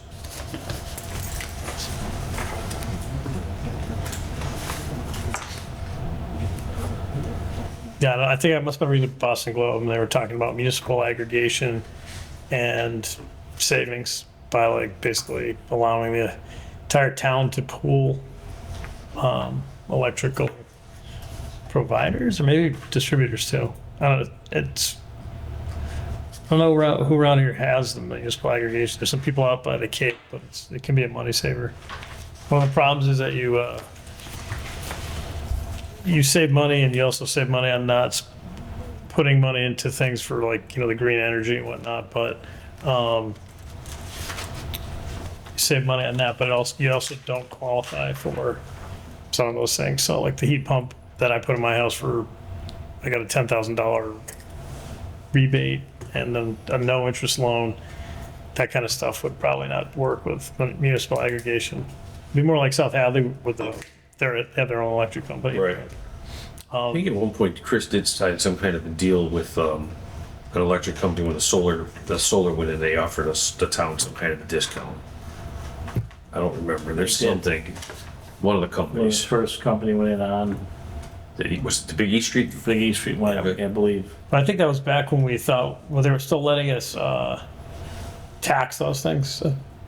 Originally, they let us tax those, Yeah. and then And you couldn't anymore, then they said you couldn't. So because they're the energy company. yeah, I don't have that much energy anyway. Okay, so that's our correspondence, departmental reports. Would you like to read all those out loud, or would you just? No, I'm just gonna make a motion to approve departmental reports. I'd like to actually table those because I didn't see any of them in my email. So I didn't get to read through any of them. I You don't got know. them though. I don't believe I did. Oh, did everyone else? I didn't, See him, I saw a lot of minutes, I saw the minutes and. I saw the minutes, but not the reports. Or yeah. they just didn't come through. And the warrants. Possibility. Sometimes I don't know, like Because you usually put it all in one email. Yeah. And it was, By category, and it wasn't there. I didn't see it was it. so much, maybe I missed it. yeah, with Yeah. mine sometimes mine goes sideways, but then they also go down. Correct. All the So- warrants, Yes. And then Alright. all the minutes.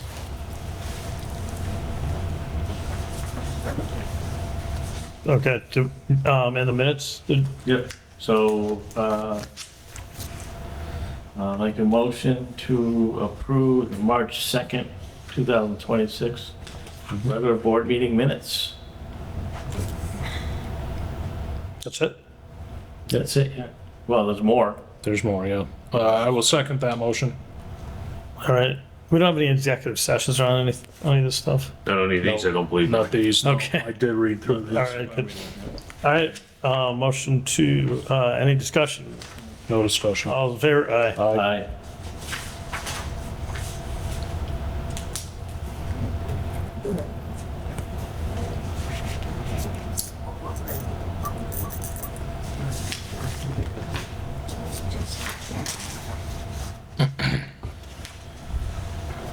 That is like so much of a chair's signature here, I have to tell you. I was chair for many years, Mark. Okay, well, let's know where you got the good handwriting. Let's see. I'll make a motion to approve the select board minutes from March 16th, 2026. Okay, it's not on the agenda, but if that's there, it's good. Yeah, I just noticed I put 11, 10, 25 twice, and I didn't put the 316. If Okay. not, table those for next time, that's fine. Well, I did read them. You did? Yep. So if you just have the date here wrong, then That's okay. It's their minutes. It's a scriber's error, right? They're So- minutes, yeah. There are minutes. We're approving minutes, so. right. Yep. So I will second the motion. Any discussion? All those in favor? Aye. Aye. I'm gonna abstain because for this, I wasn't here. I was the one where we talked about them all, right? Yeah, I don't know if that I was came late. no, that was the meeting that I think you weren't here. I think it was just I think he was sick. I think he Yeah. had, Yeah. You want to go into detail? no. Just telling you were sick. They were going on there. He started a sentence they didn't complete.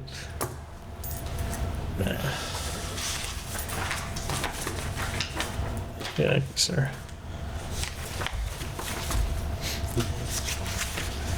Yeah, I remember that now.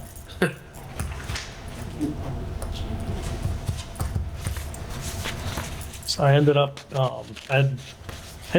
for no bad reason in the waiting room of the Noble Hospital for 2 hours, listening to two guys talk at the top of their lungs about sandwiches. They're probably hungry. And I'm talking about for like 2 hours. They talked about, did you ever eat at this place? You're a truck driver. Did you ever go down there? Oh yeah, I had that. How about Gil Monte? I was like, what is going on here? I had to move because I literally couldn't concentrate. And I was not that interested. But I did learn that coleslaw, you have to eat coleslaw with barbecue because barbecue's a little rich. These are the things, you know. Things you need to know, I guess. You say you weren't paying attention, but you were. Well, part of it I couldn't help myself, but you know, I wanted to share that bit of wisdom with you. Appreciate that. I'll make a motion to approve the minutes from November 3rd, 2025. Select board minutes. I'll second the motion. Any discussion? All those in favor? Aye. Aye. Mark, apparently you weren't here for this meeting. Minutes? Then I take it back. I abstain. Wonder where I was. I just. There were 2 meetings. Glenn missed one and you missed one. I do. So What? I can't imagine anything that I do remember each of you Oh, missed. this is November. I was doing real estate classes. Minutes. Yeah, That was it. Yeah. A good time was had by all. Your retirement, Can I Jack. see those minutes back? No, I the one from March 16th. Just pass those down, you don't sign them. I signed them out of my mistake. March 16th. That mistake should have signed it. Avoid my signature. Trying to change my mind and initial it. Yeah. Let's match the vote. Alright. All right. Select board meeting minutes for April 1st, 2026. Yeah, that was last week. What are you Last kidding? meeting. Yep. Make a motion to approve the minutes. I'll second the motion. All those in favor? Aye. Aye.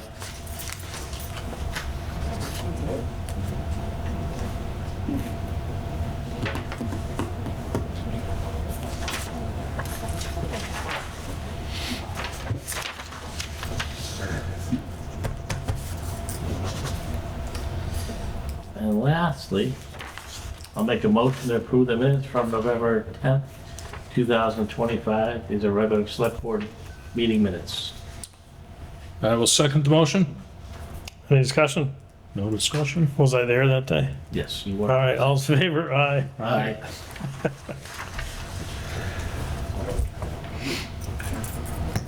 I technically can't remember, but according to the minutes, you were there. I was just really glad to know that I knew what the date was today. 'Cause, that is not a strong suit of mine. That's what we have phones for. Just look at the phone. So the classroom that I've been in didn't have a clock. I mean, it was making me crazy. I can imagine. Okay, because I didn't know what time it was. I always look at my classroom clock. Then I didn't have a calendar. I'm just starting now.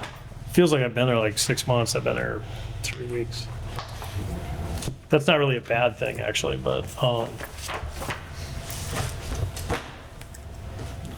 right, It's a warrant to approve.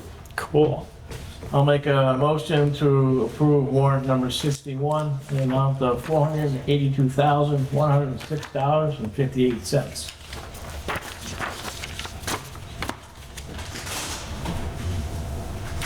Can you repeat the number, Glenn? Number 61. No, I think you want the No, dollar the amount. dollar amount. Please, I'm That's a sorry. much bigger number. I know. The amount of $482,106.58. Oh, okay. Yep, I'll second that motion. Any discussion? All those in favor? Aye.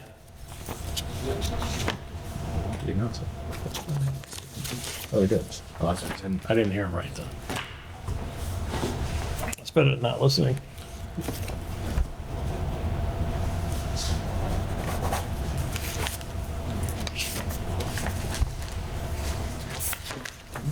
I'll make a motion to approve warrant number 061S in the amount of $69,026.87. Second the motion? Discussion? No I will discussion. say that's one of my favorite warrants. All those in favor? Aye. And Aye, I will sorry. leave that back I'm too. behind you. I didn't sign the second one. There's two of them. I don't know what's happening. You're right, there's. That's all right, Mark didn't sign it either. I wanted you to go first. You didn't sign it either, so I just said something. All right. But at least it was still in my possession. Well, that's true. You can always You blame they confirm or deny, right? That's it. I'm a bad influence. You can blame me. All right, there you go. We're too used to seeing those tags. I don't know, get used to them. That's it. There you go. It's funny you say that, because I usually get like a bunch of things at work to sign. So the other day, I said, look, I've been here almost 3 years, you stop putting the stickies on, I know where to sign now. Use a rubber stamp for extra. All right, the motion to approve warrant D60 in the amount of $182,745.77. Second the motion? Any discussion? All's in favor? Aye. Oh my gosh. Aye. Behind you guys. All right. As long as you're with us. Playing catch up.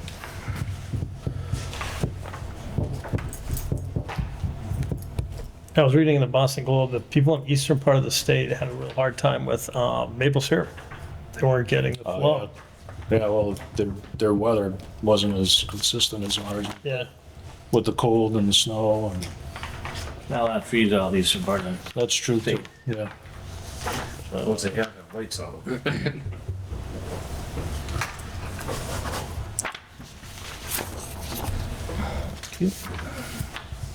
I'm gonna wait till he signs here. He feels stuff behind us here. Yeah, he's still left out.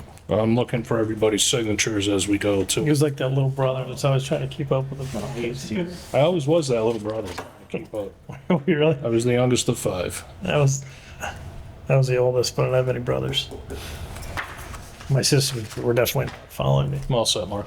Glenn, All sorry. right, I'll make a motion to approve warrant number PR59S in the amount of $286,424.94. I'll second the motion. Any discussion? No discussion. All those in favor? Aye. Aye.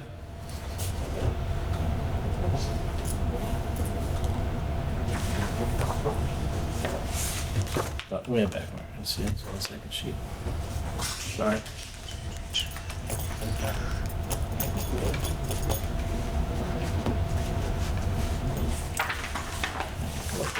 That's a good idea. Go to my correspondence one, sure, thank you.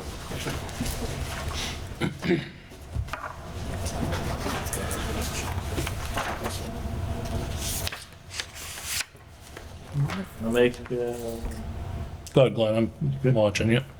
I'll make a motion to approve warrant number 058 in the amount of $268,274.01. I'll second the motion. Any discussion? Here, no discussion. All those in favor? Aye. Aye.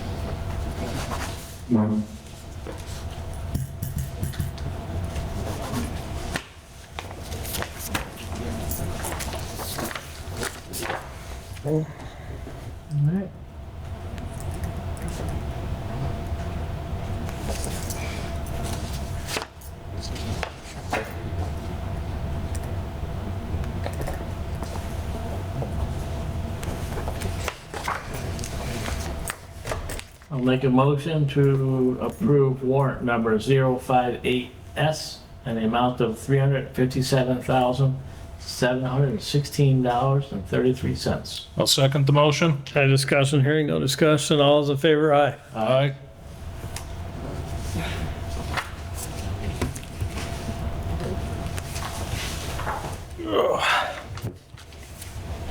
These chairs have questionable lower lumbar support, I'm finding. I'm always afraid to lean back. I feel like I'm gonna tip over. Go flying. You're taller than me. I'm like, my feet only don't even reach the floor.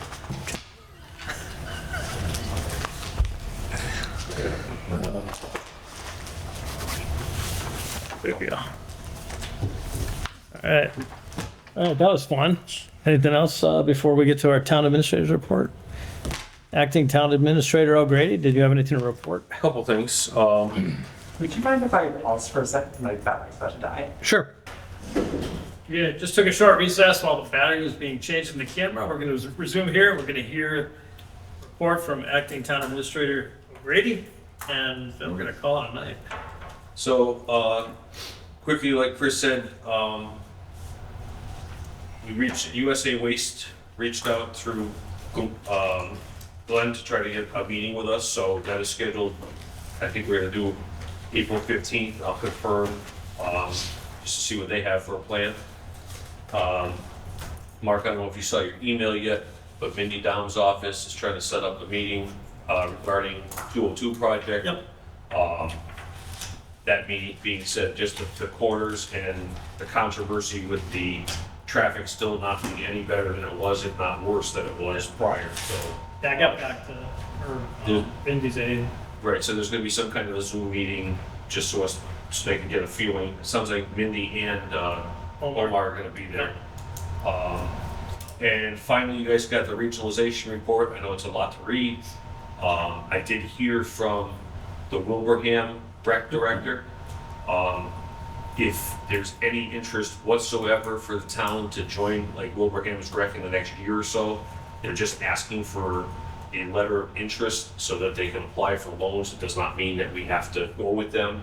They're just asking if the board is interested in researching further and possibly looking at something in the next fiscal year or so, then I sign a letter of interest. So I'm asking the board if they want me to sign a letter of interest or. I personally do. I think, as much as I don't want to regionalize dispatch, we may not have a choice. I'm certainly interested in going that far and pursuing it. I would agree with that. Yeah.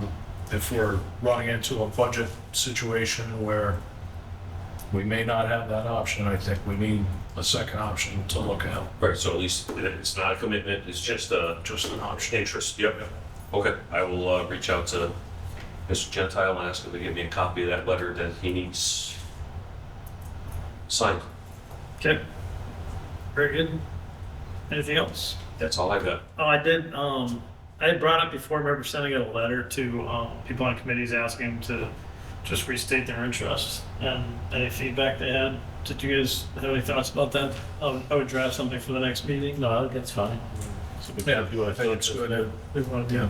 to show their interest. Because I feel like having gone through, I went through all of the committees and I looked at, I mean, whether there was anything to be productively done with the committees. I mean, there's some committees they just, trust funds that don't exist anymore, that kind of thing. Whether we should be appointing those committees at this time or not. And then I would like to, I got about 10 new people that I recruited last year to get involved in committees. I'd like to get 10 or 15 more this year if we can. When I get some, will be advertised on the website or something. Yep. That is there for all committees and people with the opportunity. If they want to get involved, Yeah, I would definitely process. promote it on Facebook as well.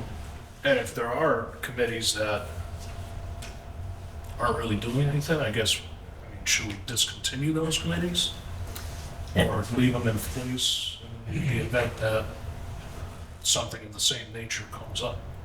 I mean, that's a good, I like, yeah. I think you would want to appoint new people at this point if there's committees out there Well, that if there's- haven't done anything. If there's committees that are out there that don't have a charge Right. and they're not meeting, then they should be a committee. This is another thing is a lot of these committees have no charge, here's a committee, but try recruiting somebody for a committee that nobody knows what they do. They have no charge, they have no, Right. other than a name, they have nothing, so. Yeah, so I'll work on that, and I'll get that to you, some kind of letter which you guys can review, and then we can approve it, send it forward to everybody. Sounds good. Okay, just a reminder, you guys are interviewing town administrator candidates starting at 5 PM on the 15th. I think we may have one quick item, election warrant. We may need to have you sign. Other than that, it'll be strictly your interviews. As requested, half-hour interviews with 15 minutes in between for you folks. And when are we gonna talk about the questions? Are you're sending them out? We're not deliberating on them, we're just, Correct. and then we'll choose those questions You guys that can night? choose what questions you want that night. Okay. I will gather them as you send them to me. I got that. I got 5:30 on it.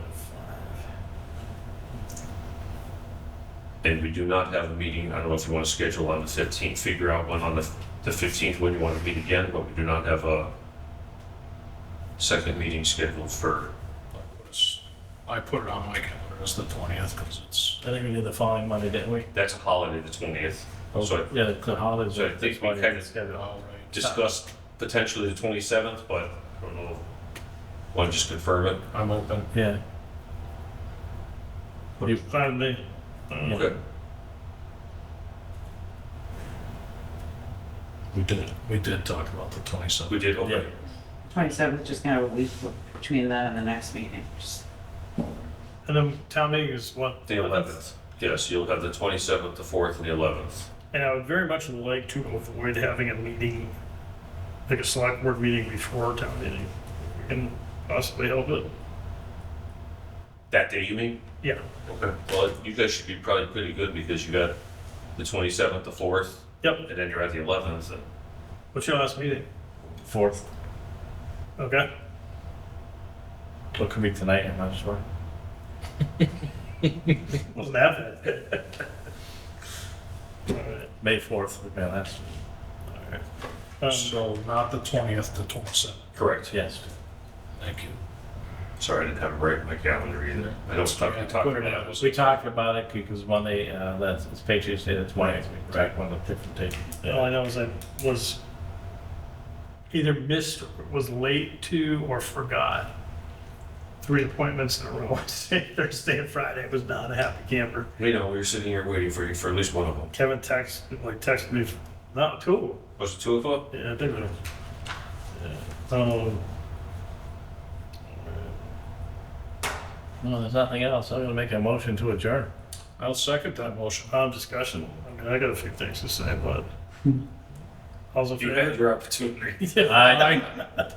All right. Very good.